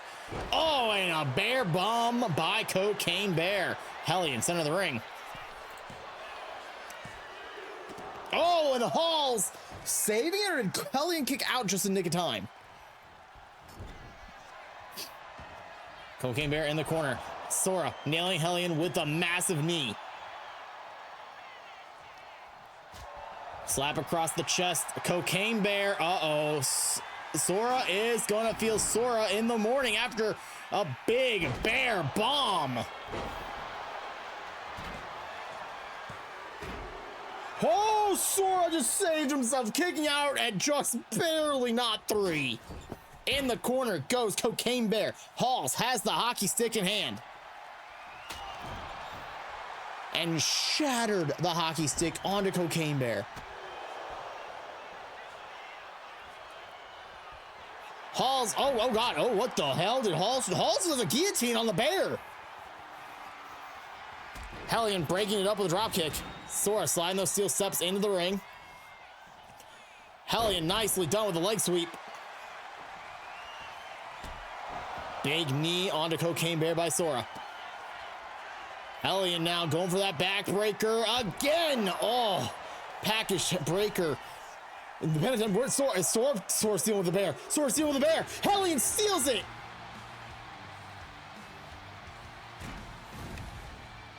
Here is your winner, the Hellion. Hellion goes on to Mango Time Championship ladder match next week at Pandemonium. Sora being distracted by Cocaine Bear, allowing Hellion to capitalize on the situation, making this match one of the longest matches of the night, I think. Holy moly, Hellion making her way to a hell of Mango Time style. Holy moly, that was a good match. That was a long match, but a good match. You know what I'm saying? It may have been long, but it goddamn was it good. Huh. Regardless, our next match, it is tag team action. We haven't seen a tag team match tonight. For those of you that are unfamiliar with the MCW tag team rules are simple. It is tornado tag team match, but on top of that, there are countouts. No disqualifications, but countouts. It's a weird combination, but it causes the sense of urgency for our wrestlers to get back in the ring as fast as possible. As fast as human possible is typically the play, but sometimes it just doesn't work out that well. Yeah, no, that's it. Yeah. You guys ready for it? It is the Night Watch versus the Monster Fuckers. The following tag team match is scheduled for one fall. Introducing first, they are the team of Rena and Ema. They are the Night Watch. The Night Watch are your little German crew from down the street working together. Ema, known for his singles competition, decided to team up with Rena. You saw the German typing of the word Night Watch. Rena said that she wanted a tag team partner she could trust, and there's no one more trustworthy than the man named as Just Imagine. So imagine a tag team this deadly. Rallets and dogs. The Night Watch is here.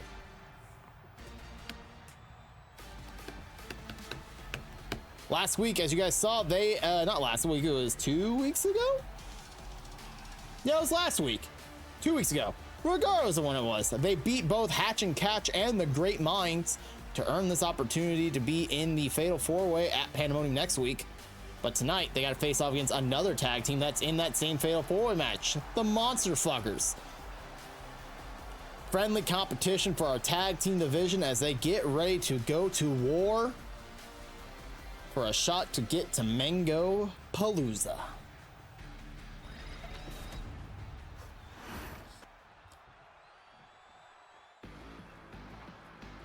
Sometimes I forget to breathe, chat. It happens, I think. To everybody, maybe. And their opponents. They are the team of Eevee and Monster Moment. They are the Monster Fuckers. The Monster Fuckers defeated the Commune LLC last week. Let myself go a little crazy. Breathe in. Breathing is overrated sometimes, yes. They beat the team of Tormy and possible recruit Bubba Jim Moonshine, which, as we've learned, is not actually going to be a part of the Commune LLC. Apparently, Erica said, absolutely not. I already had a bald-headed tag team partner. I don't want another one. Wild statements from Erica, but regardless, the Monster Fuckers are ready to fuck here tonight. I just say words at times. It's good to see Eevee moving around like this. We had reports last week that Eevee was not in tip-top condition backstage. Some made the claim that she seemed a little blue, which a lot of people took in two different directions. Number one being that she was sad, but those who are MCW loyalists and hopefuls know what that truly means. And I, for one, am scared absolutely shitless for the thought that Eevee might be going back to the Oni. The match is underway. Ema right after Eevee, which is kind of on brand because Eevee is your former MCW World Champion and Ema was so close to winning that title. It kind of just makes sense that the former world champion going after someone who is potentially, very easily, someone down the line, the next MCW World Champion. Ema taking the fight right to Moment. Moment now getting suplexed as Rena tries to drag Eevee, but Eevee too powerful. Count of two. That match was almost over quickly. Moment taking full advantage of the no disqualification rules in these tag team matches. Bringing in a table. You know, if there's so, now we know tables get lit on fire. If there's going to be a team that will light a table on fire, I have one of those feelings. It would be Monster Moments. As Eevee pins down on Arena. Kick out at 1. Eevee fighting Rena on top of that table as a hockey stick cracks the head of Ema by Moment. Drop kick, missile style. Eevee just fighting on top of this, fighting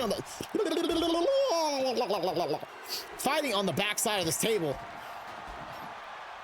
But Rena quickly taking the fight right to Eevee, suplexing her out of her boots.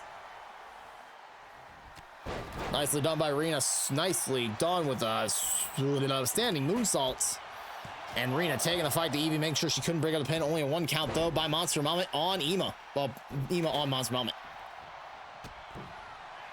Huge cross body by Rena. Ema now sent over to the ropes. And Moment with a drop toe hold, dropping Ema face first.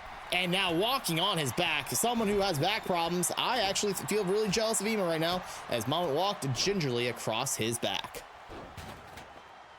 Oh, I was gonna say, I'm not gonna feel too bad for, I'm gonna feel really bad for Arena, who almost got double stomped in by Eevee.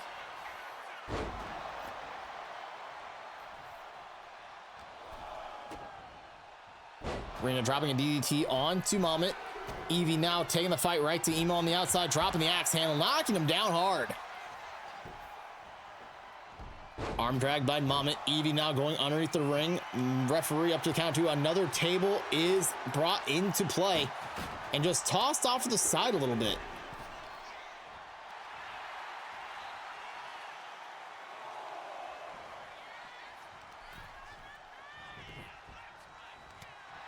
You have to remember, Ema pinned Moment during the Murphy Cup, eliminating Moment during the first round of the Murphy Cup. There is some bad blood here as Eevee stomps into the chest of Ema. Man, that table is never going to get set up properly, is it?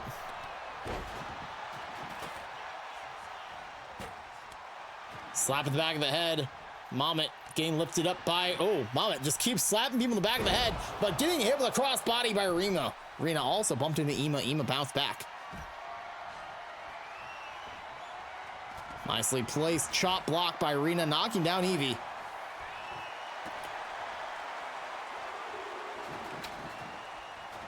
A third table introduced, and not a single one is at. Well, there's only one that's set up now. Count of 4 by Madam Referee. Double knees missed. Ema rolling out of the way. Count of 1 since Rena went out of the ring. And now right. Wow, smart play by Rena, breaking up the count so her tag team partner can get a little bit more composure as she sends Evie into the corner.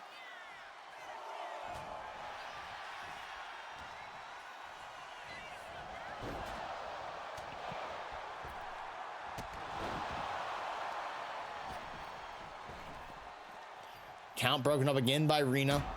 Into the steel steps goes Monster Mummets. Rena now springing off the top. Oh, springboard moonsault, just missing it just ever so slightly. Ema now sticking his ass into the ring. Hitting a, oh no, Mommet moving out of the way. The splash missed it.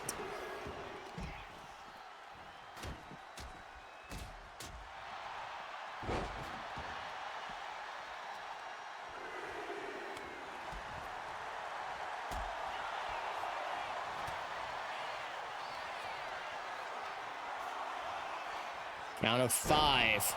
On the outside, Ema back in. Rena going for the pin. Count of 2 for Rena on Evie. Oh, Mommet. Oh my God. Ema almost went through that table.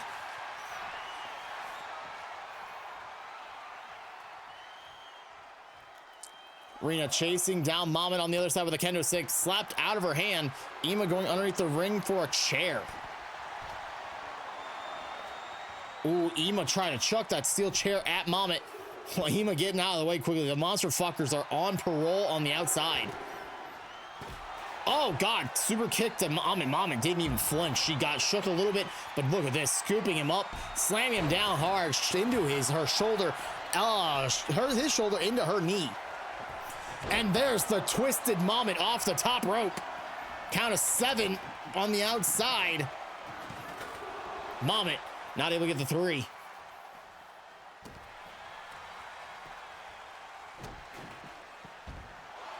Oh, look at this. This is interesting. We haven't had this interaction before. There was a count inside the ring, so that broke up the ring out count on the outside. That's weird. Why is that? Why is that?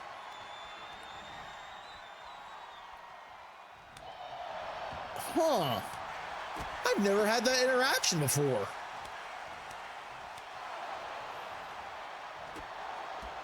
Interesting. Ema now going for the Imagine Dragon onto Mommet and her neck. Rena taking down Evie. Look at that. The power of Rena's nicely done with a gut wrench powerbomb. Kick out at 2. We talked about it earlier that the oh my wait did Ema just attacked Madam Referee with a kendo stick.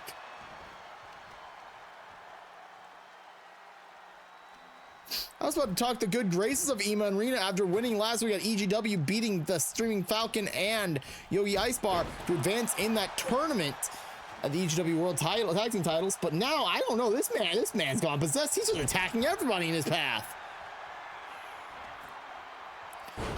Brain Buster by Evie on to Ema and a cross body from Rena onto Evie.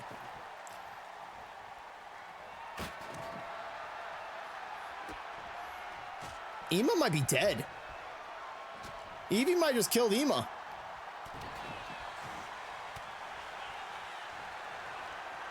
Oh, she's going for it again. That Oni Brain Buster. She calls the Brain Hemorrhager. Big body slam by Rena. He deserves it for smacking the ref. He really does. He destroyed a kendo stick on Madam Referee. This man's out of control. He's back up though. Drop bell and right back down. Ema doing the smart thing. He's out of the ring now. He's over it. Drop toe hold by Mommet on to Rena. Walking over. Seaburn's welcome on in, by the way. Mama taking Rina into the corner, slamming her face first in the top turnbuckle. Evie, stalking Ema. Body slam from Rina on to Mummets.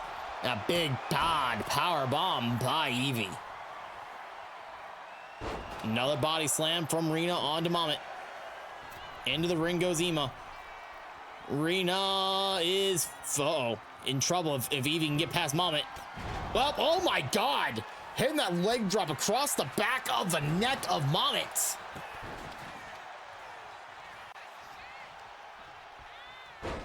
DDT dropping down hard is Rina.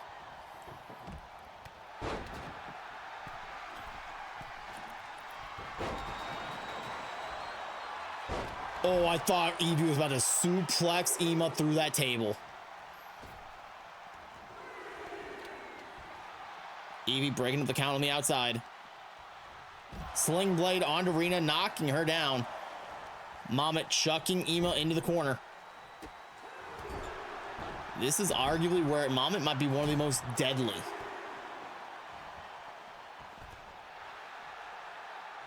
Her opponent down in the corner, rolling away from the corner because he knows. Oh, he knows.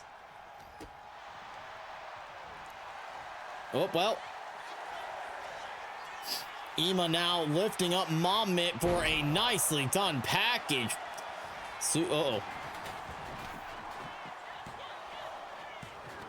Whoa, and Evie saving the match.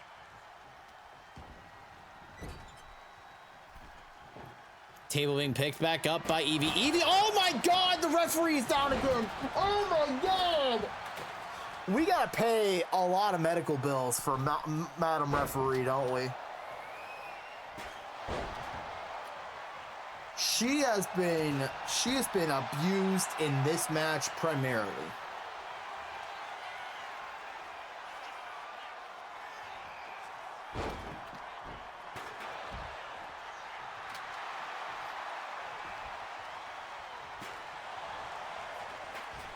Off the ropes goes Evie. Big back body drop by Ema. The two people who have assaulted the referee in this match are inside the ring, while Mummet and Rina are on the outside. Imagine Dragon. Down goes Evie. Where is Rina going?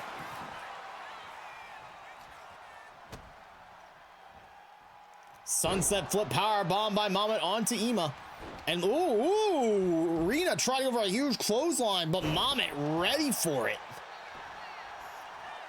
Mummet slamming Rina down hard. Kick out at 2.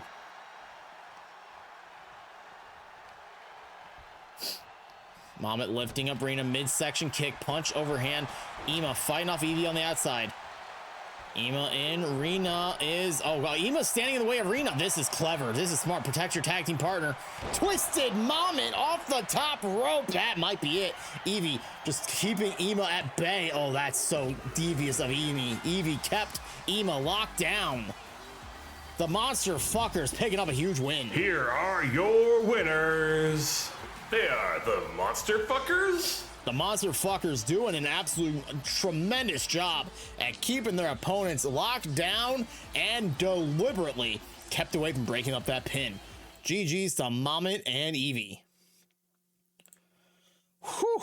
MCW has all the action, chat, but make sure you tune in Wednesday nights on Epilogue Gaming TV to catch myself and Kyle Hagg's call Epilogue Gaming Wrestling, the EGW. Soon to be simulcast on YouTube. As soon as I figure out how to properly do that, I'm going to have some people help me learn how to do that preview tomorrow. Hopefully. We'll find out the hard way. I don't know how to simulcast. I'm going to learn, and we're going to do it. It's going to be a thing, and we'll see. I'm sure, I know Yogi was talking about it this morning, so I'm going to ask Yogi for some help on that.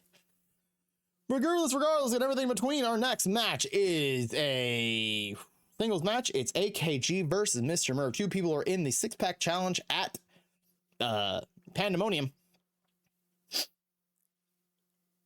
Yeah, that's all I got. Like, it's been a very slow MCW news week. it's just been a slow news week for MCW. MCW normally has like a lot of news, but this past week seems like everybody kind of like chilled this week. Everyone was ready. Everyone's like at a point where they're like, we need to chill, we need to relax, we need like to reel it in. But so yeah, AKG versus Mr. Merv right now. The following match is scheduled for one fall. Introducing first, he is the Angry Knife of MCW. He is AKG. AKG ready to go here tonight. As we pointed out earlier, he has been training extra hard over the last week, trying to prepare himself for the six-pack challenge next week. But did he overdo it is the question. Locking yourself into the arena, into the training facility is one thing, but to keep yourself up all night just to train, it's dangerous. It's dangerous.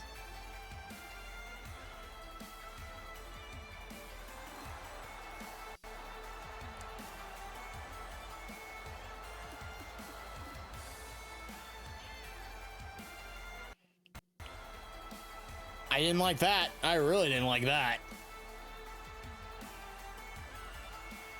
As Ema, sorry, not Ema, oh my god. They look kind of the same, chat. I'm sorry. Every once in a while I'll call AKG and Ema each other's names. It just happens sometimes.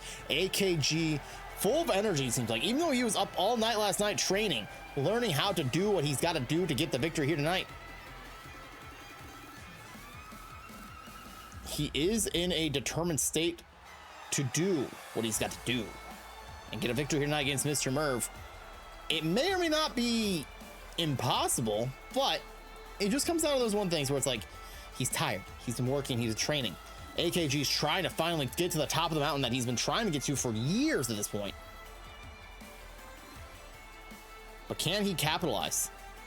Can he do it? Gonna find out the hard way now, won't we?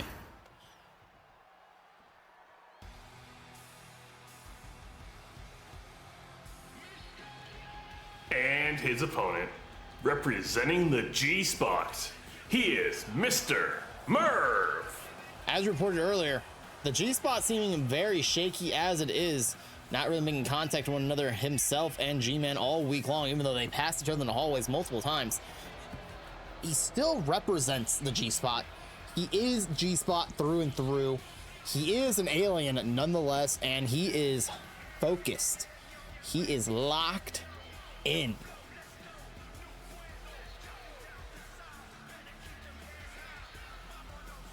Mr. Merv has been near the mountaintop for a long time. Now it is time for him to finally feel what it feels like to be at the top. He's been near it for a while, and he's now locking himself in. He's ready. He's determined. He's focused.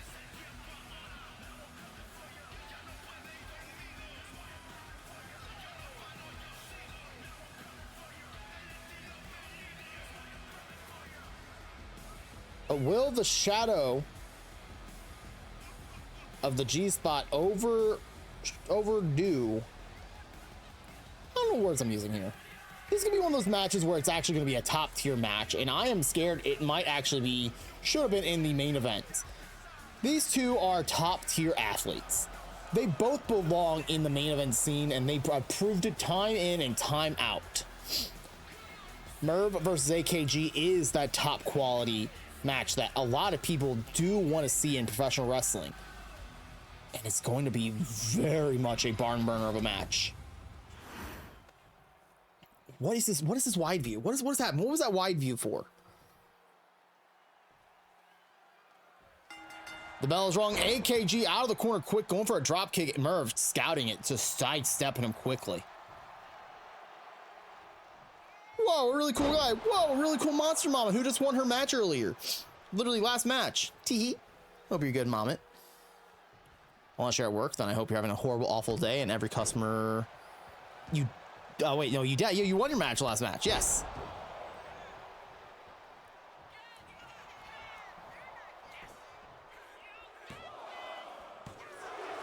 Count of two. Yeah, you and Evie picked up another successful tag team match victory. I'm not at work. I am vibing on my day off. Let's go. I'm hoping you have a fantastic day then. The Monster Fuckers putting in work last match, defeating Rena and Ema the Night Watch before your number one contendership match next week at Pandemonium. Chat, end of stream today. Pandemonium trailer officially dropping on YouTube and will be played live here on stream.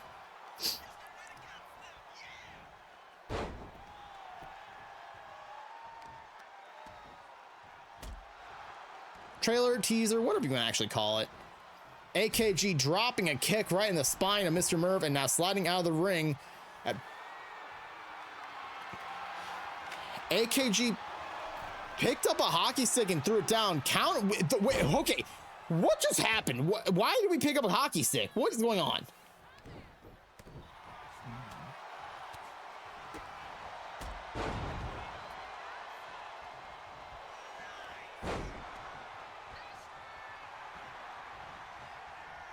Left and right hearts. AKG sizing up Merv. Merv, oh, turning Merv inside out, trying to rip the arm off.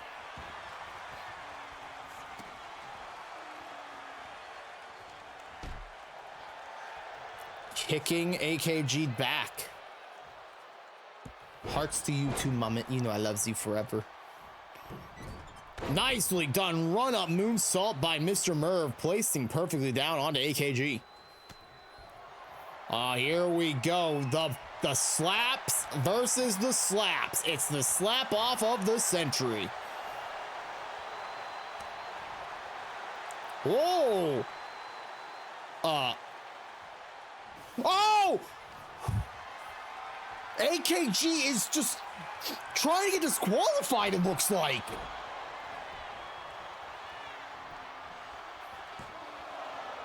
He just spit blue Kool-Aid at Mr. Merv.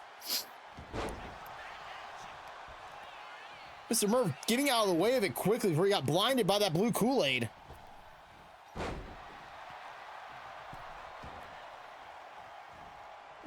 What is AKG doing? Steel chair. Wait, is there disqualification? Merv knocking the chair out of AKG. What is going on with AKG?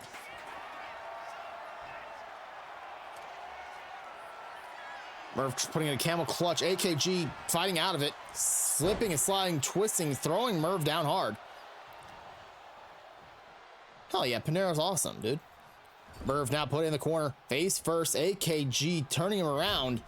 And oh, drive. Was that a shoulder into the back? Oh my God, just ripping at the face of Merv.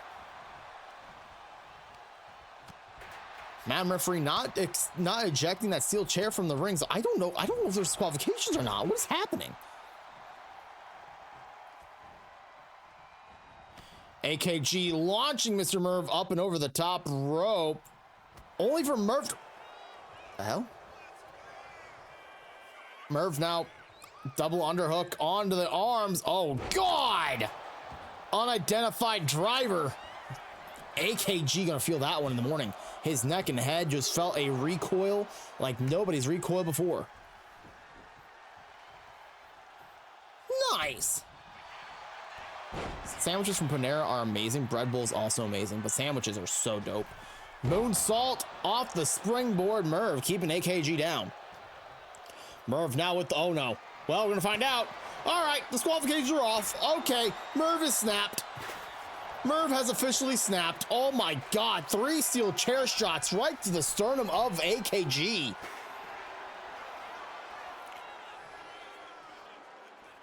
Merv went for the crossbody, sidestepped, was AKG. Hurricane Rana by Merv, planting AKG down. Actually holding onto his head. Merv loading it up. He's loading up the unidentified foot thing. Unidentified. Woo! Oh, not a Kinshasa. Not a Kinshasa. I thought it was Kinshasa. It was just a knee to the gut. Knee to the gut. AKG with a suplex. Northern Lights on to Mr. Merv, trying to get himself to the corner. Merv's whole body blocking him though.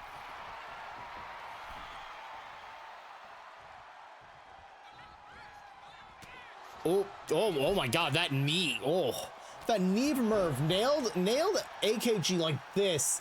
Sending his neck recoiling and just jaw, neck, everything that could have went wrong there went wrong quickly. AKG planting Merv. Oh my God, they're both going for the necks. The neck is a delicate creature, chat. If you try and break someone's neck, it's not too damn hard, honestly. Merv calling for the kill shot on AKG, it looks like. Oh my God, that knee. Oh, talked about it. These two are going for very vicious strikes towards the neck. That knee strike from Merv would have connected on AKG. That easily could have been all she wrote. Who's hard? Casey, you're hard. Moonsault by Mr. Merv. Casey, I love you. I love you. I love you. I love you. Mr. Merv. Oh my God. Ooh. Falcon Arrow on the outside. These two are literally trying to break each other's necks. No, you know you. I love that we have countouts in this match. And there's no disqualifications. Oh, AKG about to give her a seat right to Mr. Merv, those chair shots earlier. Right on the back. Oh my, please. Oh my, well. Okay, right back to the neck. Ooh. Oh. No, you know you. I love you. Casey, I don't know if you saw your new ring gear for MCW, but it is baby blue and I fucking love it. Count of 8 from Madam Referee, telling AKG to get up. AKG might be out cold. Count of 9 from AKG, not able to make the count. Here is your winner. He is Mr. Merv. Oh my God.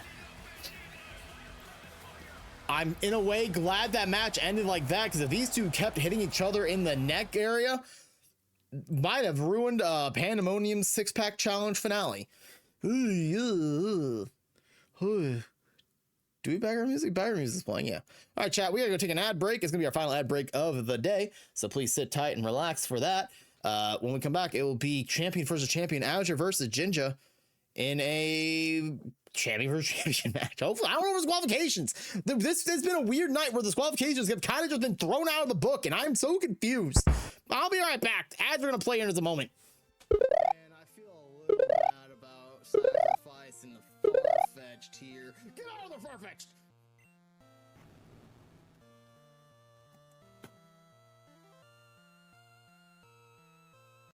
I fucking hate it here. Oh my God. No, fuck! Oh my God! Legs are freezing cold. My headphones are still on! Oh!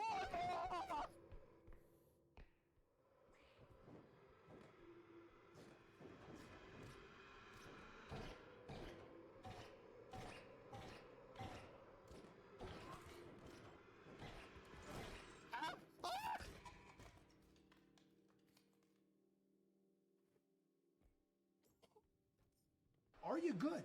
Yes, You're good? I'm great. You're great. That's all that matters. I'm gonna go get a water. Do it. Do it. You should hydrate. That's good. Do you want a water? Yes. Yes. I already did. I gave you a back shot.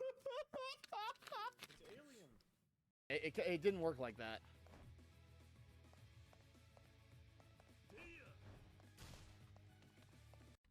Is it cold in the house? That's the only thing I can think of. Oh, fuck! Nope! Get out! Ginger.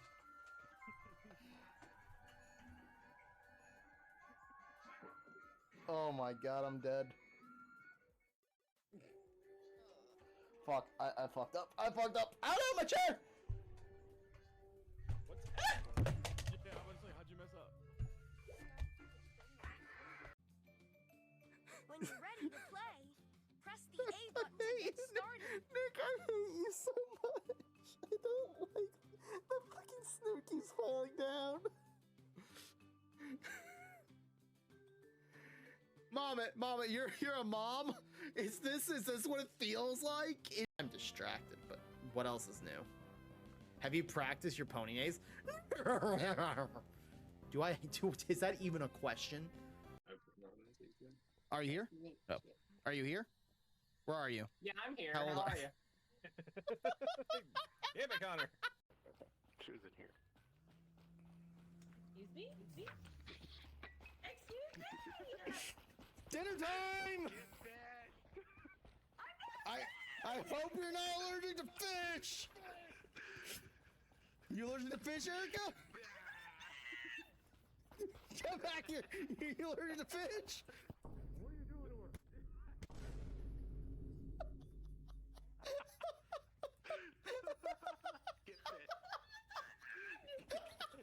That Mazada is one.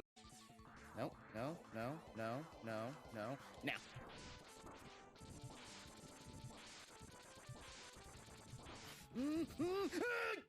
Get fucked, you octopus motherfucker! Oh, baby! Ooh, macho man is here. Son! Fuck you stupid fucking plants! No. Oh, fuck. Wait, oh. Oh!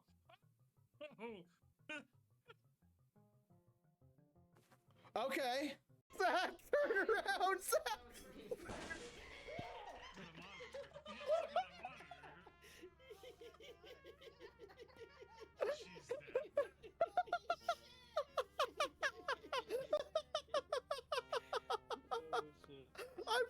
Why are you running? Why are you running? For me? Oh, ow. Ah! Okay, it wasn't for me. It wasn't for me. I understand now, and I you know. Ladies and gentlemen, we're back. The following champion versus champion match is scheduled for one fall. Introducing first, he is your MCW Mango Time champion. He is Azure. Azure making his way onto the ring, the Mango Time champion. If you guys missed it at Lights Out, he beat both Yogi and El Scapo to claim that title and his first championship reign in MCW. And he has been having just an absolute blast since winning it. Tonight might be one of his tougher challenges. It is what considered to be the new blood of, well, where's the fireworks? All right, someone cut Azure's fireworks. Good for them. I'm glad we're trying to save money somewhere. Really weird it's on the firework budget, but hey, here we are. Azure, though, considered one of the new blood of MCW, about to face one of the old guards.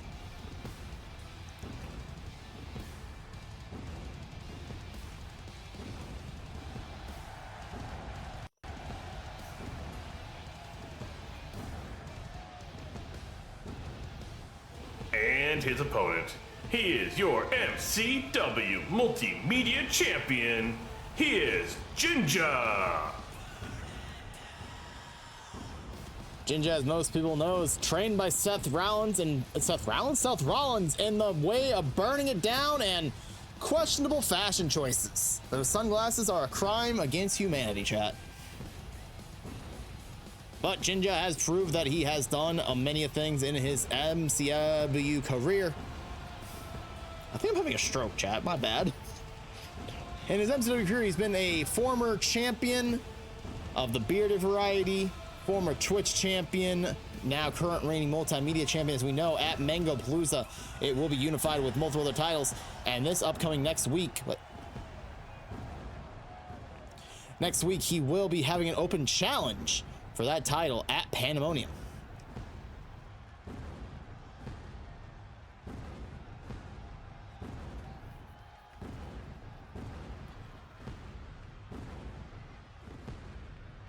Aura farming like no one's been able to aura farm before. Was I the only one that saw that? Please tell me I wasn't the only one that saw that. Regardless, Azure in the blue, Jinja in the green. And quickly, Azure popping out of the ring with a Hurricane Rana, sending Jinja down to the ground. Stomps in quick onto Jinja's gut. And now drop kick to boot after that. Jinja, though, quickly with a leg screw, corking out of it. Picking up Azure quickly with a nice strike from the elbow right to the side of the head. Lifting Azure up and down he goes, and there is a nice hip grab and sending Ginger to the ropes. Dropping him down, perfectly placed with a drop kick right to the knee, and now an elbow drop straight to the spine.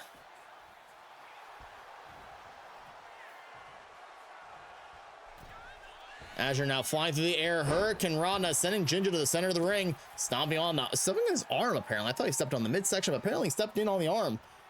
Dropping the legs across the midsection, Ginger feeling that and dropping another kick right to the face. Azure now up to the top rope, flying through that. Well, okay. Azure springboard moonsault. He turn around, make it work, make it work. He made it work. Kick out at 2. Oh, and kick to the side of the head. Down goes Azure.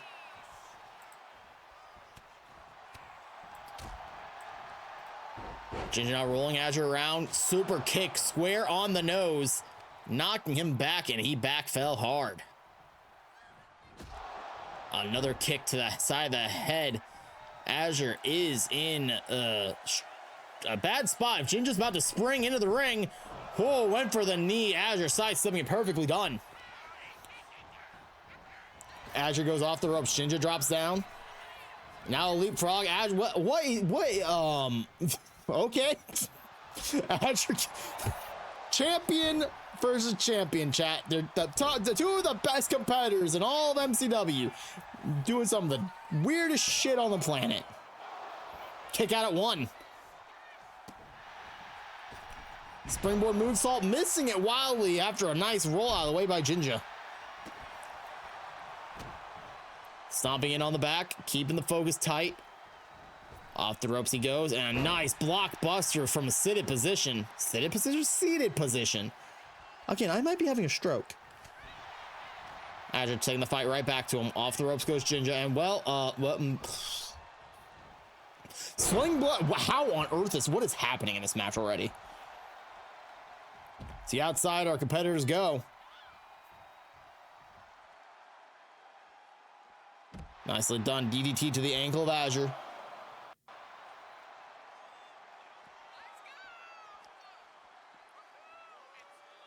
Azure was in a bad spot. Powerbomb position. And look at that punch right to the head. Now, well, I thought he was trying to bounce him off the ring ropes, but not really getting much of accomplishment there. Ginger rolling in. Azure up to the top rope. Oh, God. Bad spot for Azure.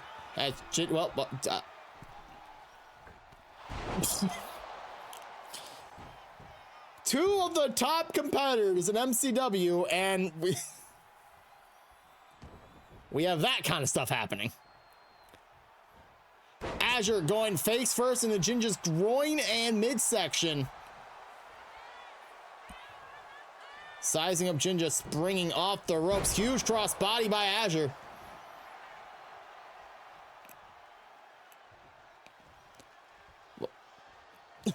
Azure clotheslining Ginger up and over the top rope. I don't know. What is this match? Is a little weird. I don't know how to feel about it yet. Midsection kick to Ginger goes Azure. Azure went for a Canadian Destroyer. Ginger lifting him up, sending him down on the ground. Ginger stomping that foot. Tope Suicida!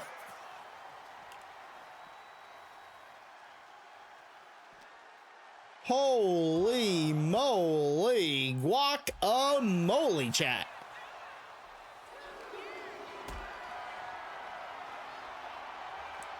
Azure lifting Ginger up in a power bombing position. Power bombing him right in the barricade, right at our cameraman.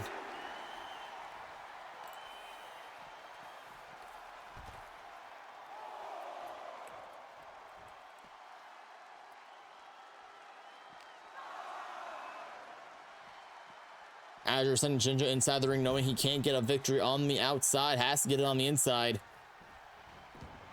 Ginger rolling out of the way. Huge clothesline, knocking Azure down.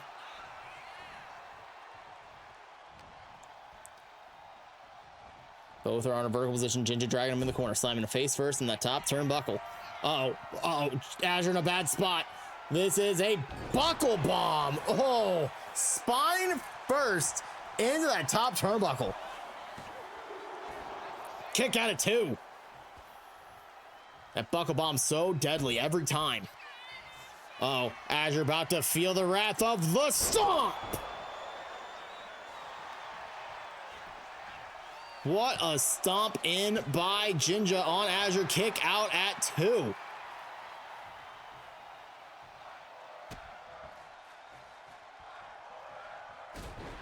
Kick to the midsection again. Azure bounced back by that boot. Jinja going out of the ring, springing himself in, driving that knee into the side of the head of Azure. All the power in the world with a super kick right to Azure, who was at a kneeling position, man, right at foot height for Jinja. Azure now biting back, midsection kick. Up and over the top rope he goes. And springing. Oh, nicely done. Had like the woo! And a frog splash to boot. Kick out of 2.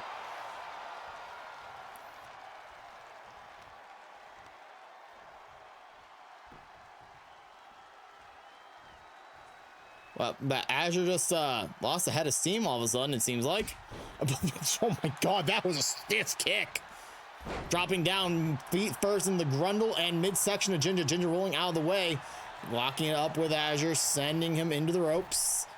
Drop down goes Jinja. Leapfrog goes Jinja. And oh, went for the clothesline. Missed it wildly. Azure ready for it. Neckbreaker sending Jinja down hard.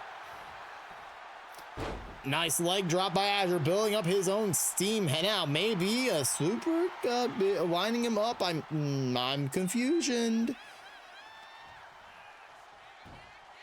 What on earth is? Uh-oh. Oh, Azure trying to do some fancy footwork, but Jinja caught him up quickly. Midsection kick. Jinja going for the stomp. A second time. What the fuck was that? Kick out of 2.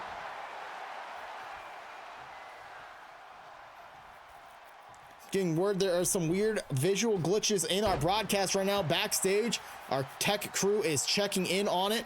Hopefully we get an answer by the end of the night. What is with these glitches? But what the? Azure doing some weird funky shit. Now Hurricane Rana onto Jinja, trying to get him a roll up on him. Jinja reverse it. Here we go. Roll up with Jinja's.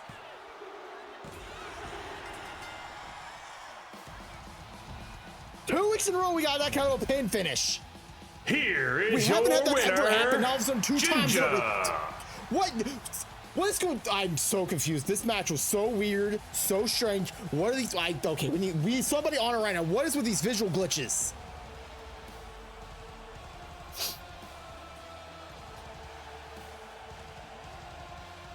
An absolute. What is going on here in MCW here tonight? I don't know what those visual glitches were. I'm terrified to find out. And you know, GG's goes out to Jinja on beating Azure. Open challenge next week at Pandemonium.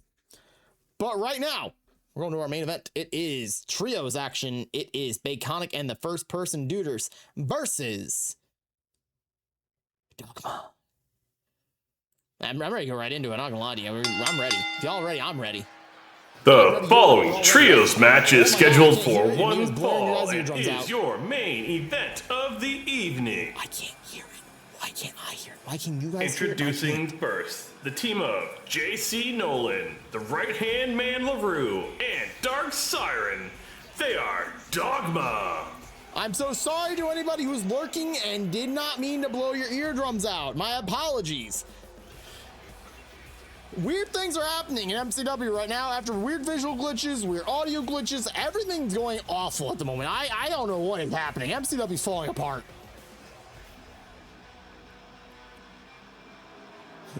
Everything's falling apart really quickly. What is? I'm hoping that our backstage audio team can give me an answer. What the hell is happening? Right now, you're seeing Dogma, the team of Dark Siren, the leader of Dogma, the right-hand man LaRue, your EG MCW champion, and JC Nolan, who is your number one contender for the MCW World Tag titles. Dark Siren, MCW World Champion, number one contender, along with Ray Lynn. You have the Forgotten Son, Jared, the right-hand man LaRue, the leader, the Dark Siren. This is a devastating team.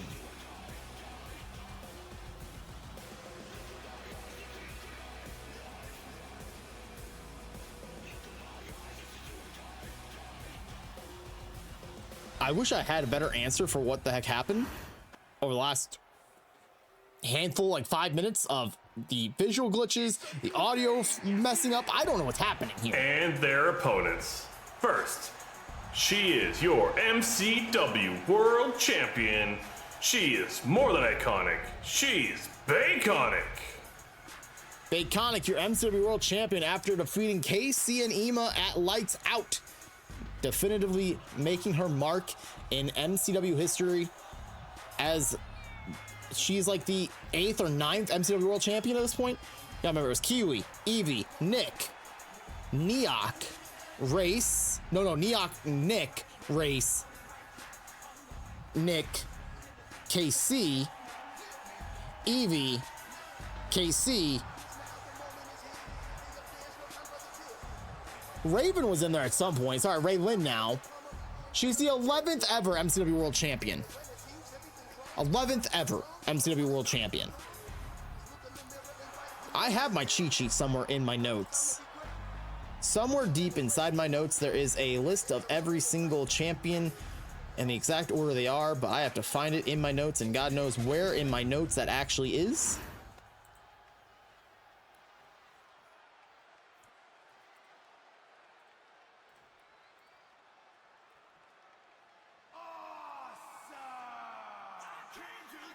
I could probably find it eventually, right? Before this match officially gets going. I think we lost it. I think the note's gone. I think the note might be gone. It's not in my notes. It's not in my notes. I have two different notepads. It's in neither notes. It's in neither of my notes. What the fuck?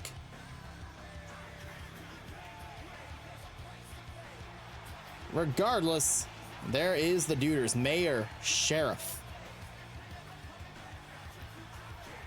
Sleepy Time Beer. First person Duders, your MCW World Tag Team Champions. And Holding her it down. tag team partners. They are the MCW World Tag Team Champions, Mayor Sheriff and Sleepy Time Beer. They are the first person Duders. They've been holding down the fort known as the tag team division ever since the hiatus. They won the titles before the hiatus took effect, won them from the G-Spot. Wait, no, the G-Spot held them and they took them after the hiatus, right? These two have been holding on these titles since November, making the tag team division on notice. The Duders are here to play.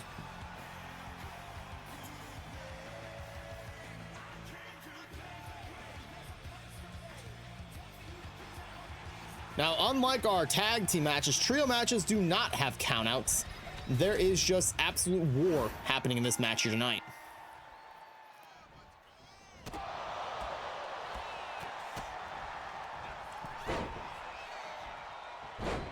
This is going to be pure chaos, and I'm going to call what gets called as it happens as fast as I can, because this is going to be an absolute wild, burning matchup. Sleepy fighting off Jared. Now going after LaRue. Baconic stepping in on Jared.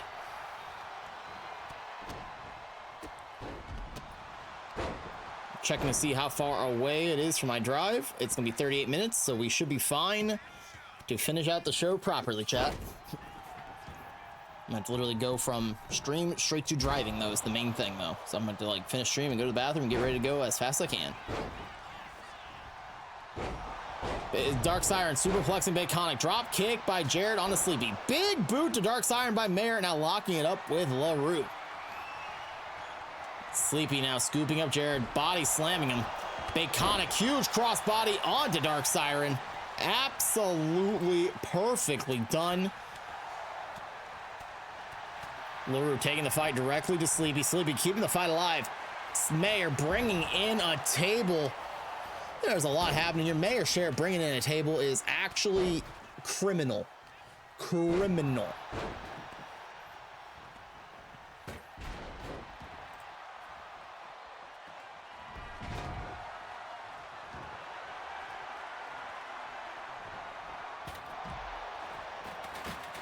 Another table introduced. Mayer now draw. My God, nicely done with the Insaguri right on to Jared.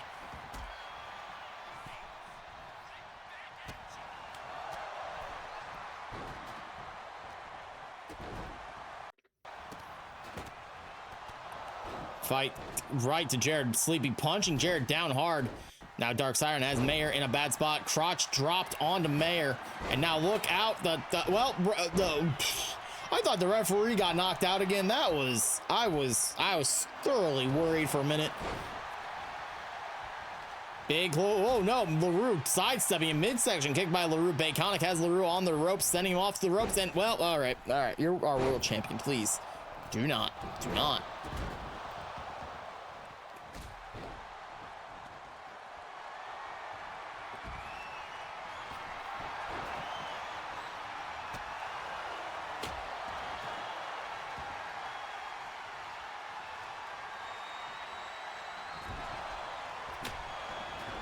Hockey stick man of LaRue hitting everybody possible. Mayer pulling it out and nicely done. Oh, Mayer hit Baconic. Oh, the travesty. Baconic running right into the referee. The Duders circling the dogma. The dogma.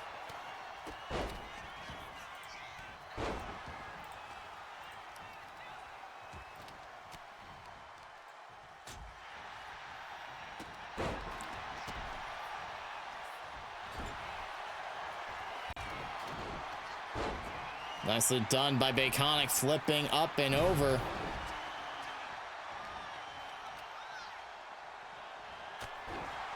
This war is fighting back hard.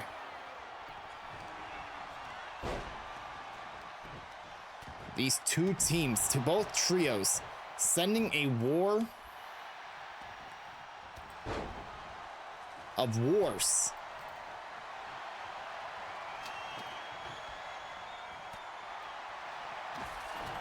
Directly into both sides. Barbed wire baseball bat on to Mayer on the outside. Mayer locked out. Sleepy being scooped up by Dark Siren, tossed at the barricade. Baconic laid out on the side. LaRue stalking on the outside. Baconic sidestepping Jared, who went for a drop kick, missing it wildly. And now being sent into the ring steps is Baconic by Jared. Dogma now has circled the Duders. It's a 3-on-2 mugging at the moment. Baconic trying to get back in this quickly. She's running over to them, trying to help the Duders out. Kicking away at Jared. Got one kick, but quickly in the grasp of LaRue. LaRue scooping Baconic up, slamming her down hard.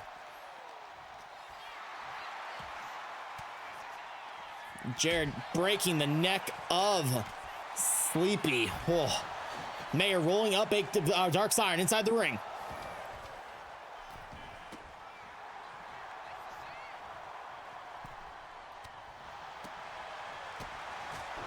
Oh, Bacon kick on LaRue. Oh my God, LaRue's bleeding.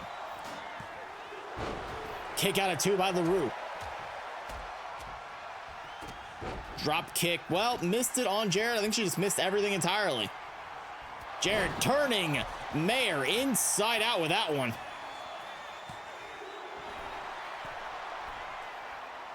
Dark Siren axe handle off the top rope, knocking down Sleepy. Jared launching himself in at Mayer and missing him wildly. Oh God, LaRue with a traffic cone in hand, attacking and assaulting Baconic. Baconic now has the traffic cone in her hand. Mayer has LaRue in his hands. Oh, Jared filling the traffic cone by Baconic. Dark Siren knocking Baconic out cold. And look at this.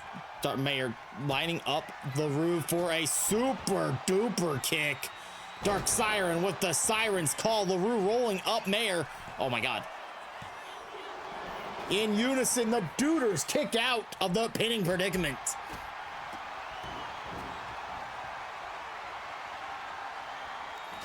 Mayor being taken over the corner by LaRue, dropping him face first in the top turnbuckle. Oh, look at the strength of Dark Siren with that vertical suplex. Oh, Jared just took out LaRue. Uh-oh. LaRue is probably not happy about that one. Oh, Baconic is getting victimized by Dogma. It was a 3-on-1 mugging for a second, and the two dogs that let Dark Siren have Baconic in her own grasp. My goodness, Dark Siren with amazing moves.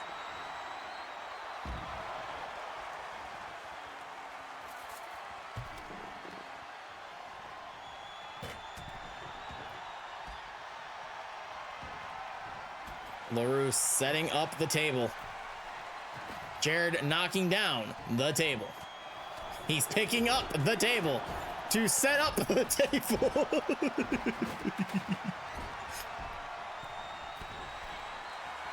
Dark Siren from the top rope.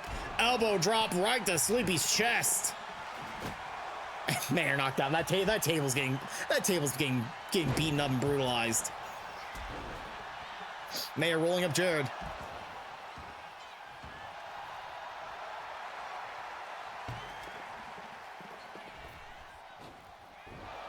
Sleepy taking LaRue over to the corner. Slamming him face first in that top turnbuckle. Off the ropes goes Sleepy. Oh my God, that boot.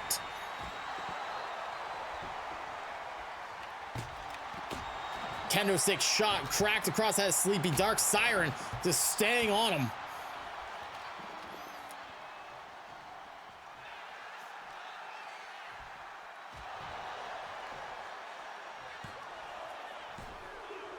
Dark Siren almost got the pin. Sleepy kicking out at the count of 2.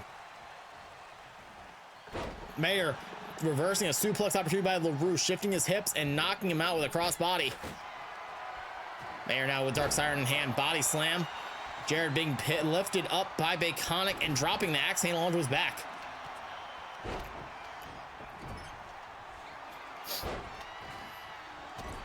This double under a hook roll around thing that Mayor just did to Dark Siren was very interesting, and quite frankly, I think it looked fun.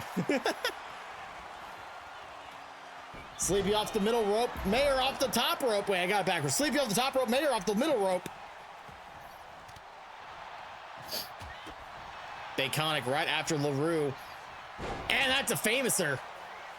Oh no, oh God, Dark Siren dropping Sleepy down with electric death chair.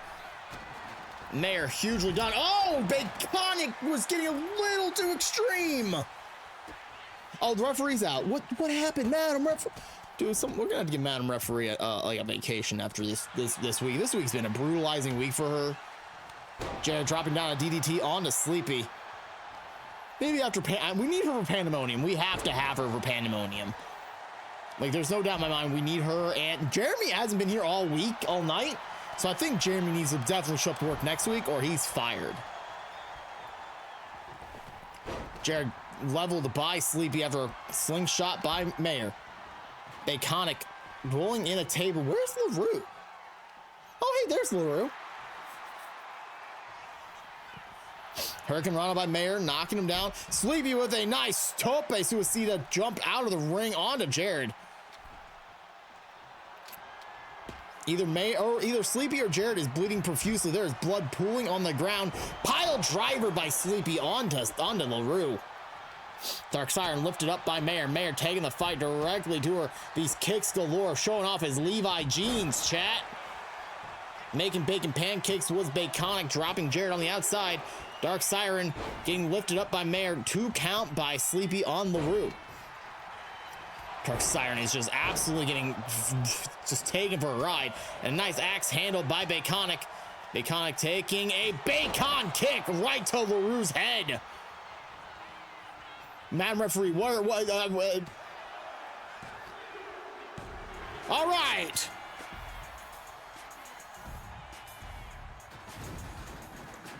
Here are your winners, the team of the First Person Duders and Baconic.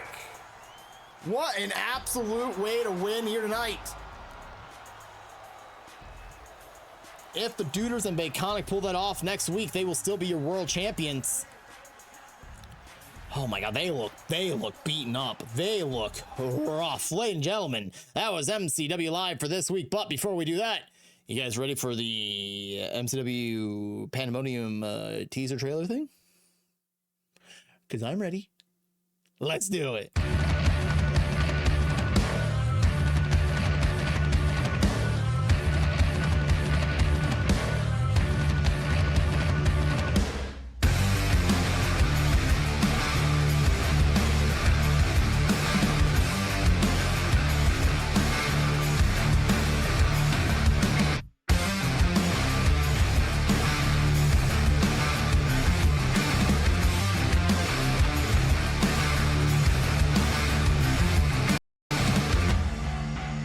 Start a cult with me. I'm not vibrating like I ought to be. I need a purpose, I can't keep surfing through this existential misery. Now we're gonna need some real estate, but if I choose my words carefully, think I could fool you that I'm the guru. Wait, how do you spell epiphany?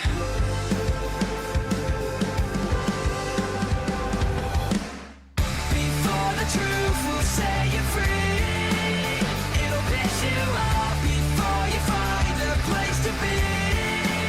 You're gonna lose the plot. Too late to tell you now. One ear right out the other one. 'Cause all you ever do is chant the same old mantra.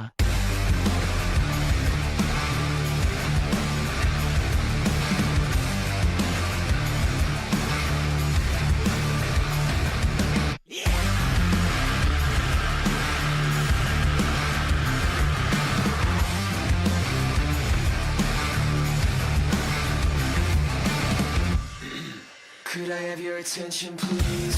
It's time to tap into your tragedy. Think you could use a new abuser? Close your eyes and listen carefully. Imagine you're stood on a beach. Water gently lapping at your feet. But now you're sinking. What were you thinking?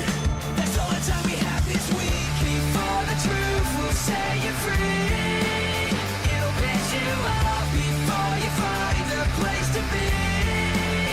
Gonna lose the plot. Too late to tell you now. One ear right out the other one. 'Cause all you ever do is chant the same old. And I know this doesn't make a lot of sense, but do you really wanna think all by yourself now? All I'm asking for is a little bit of faith. You know it's easy to believe. And I know this doesn't make a lot of sense. You know you gotta work the corners of your mind now. All I'm asking for is a little bit of faith. You know it's easy to, so easy to believe.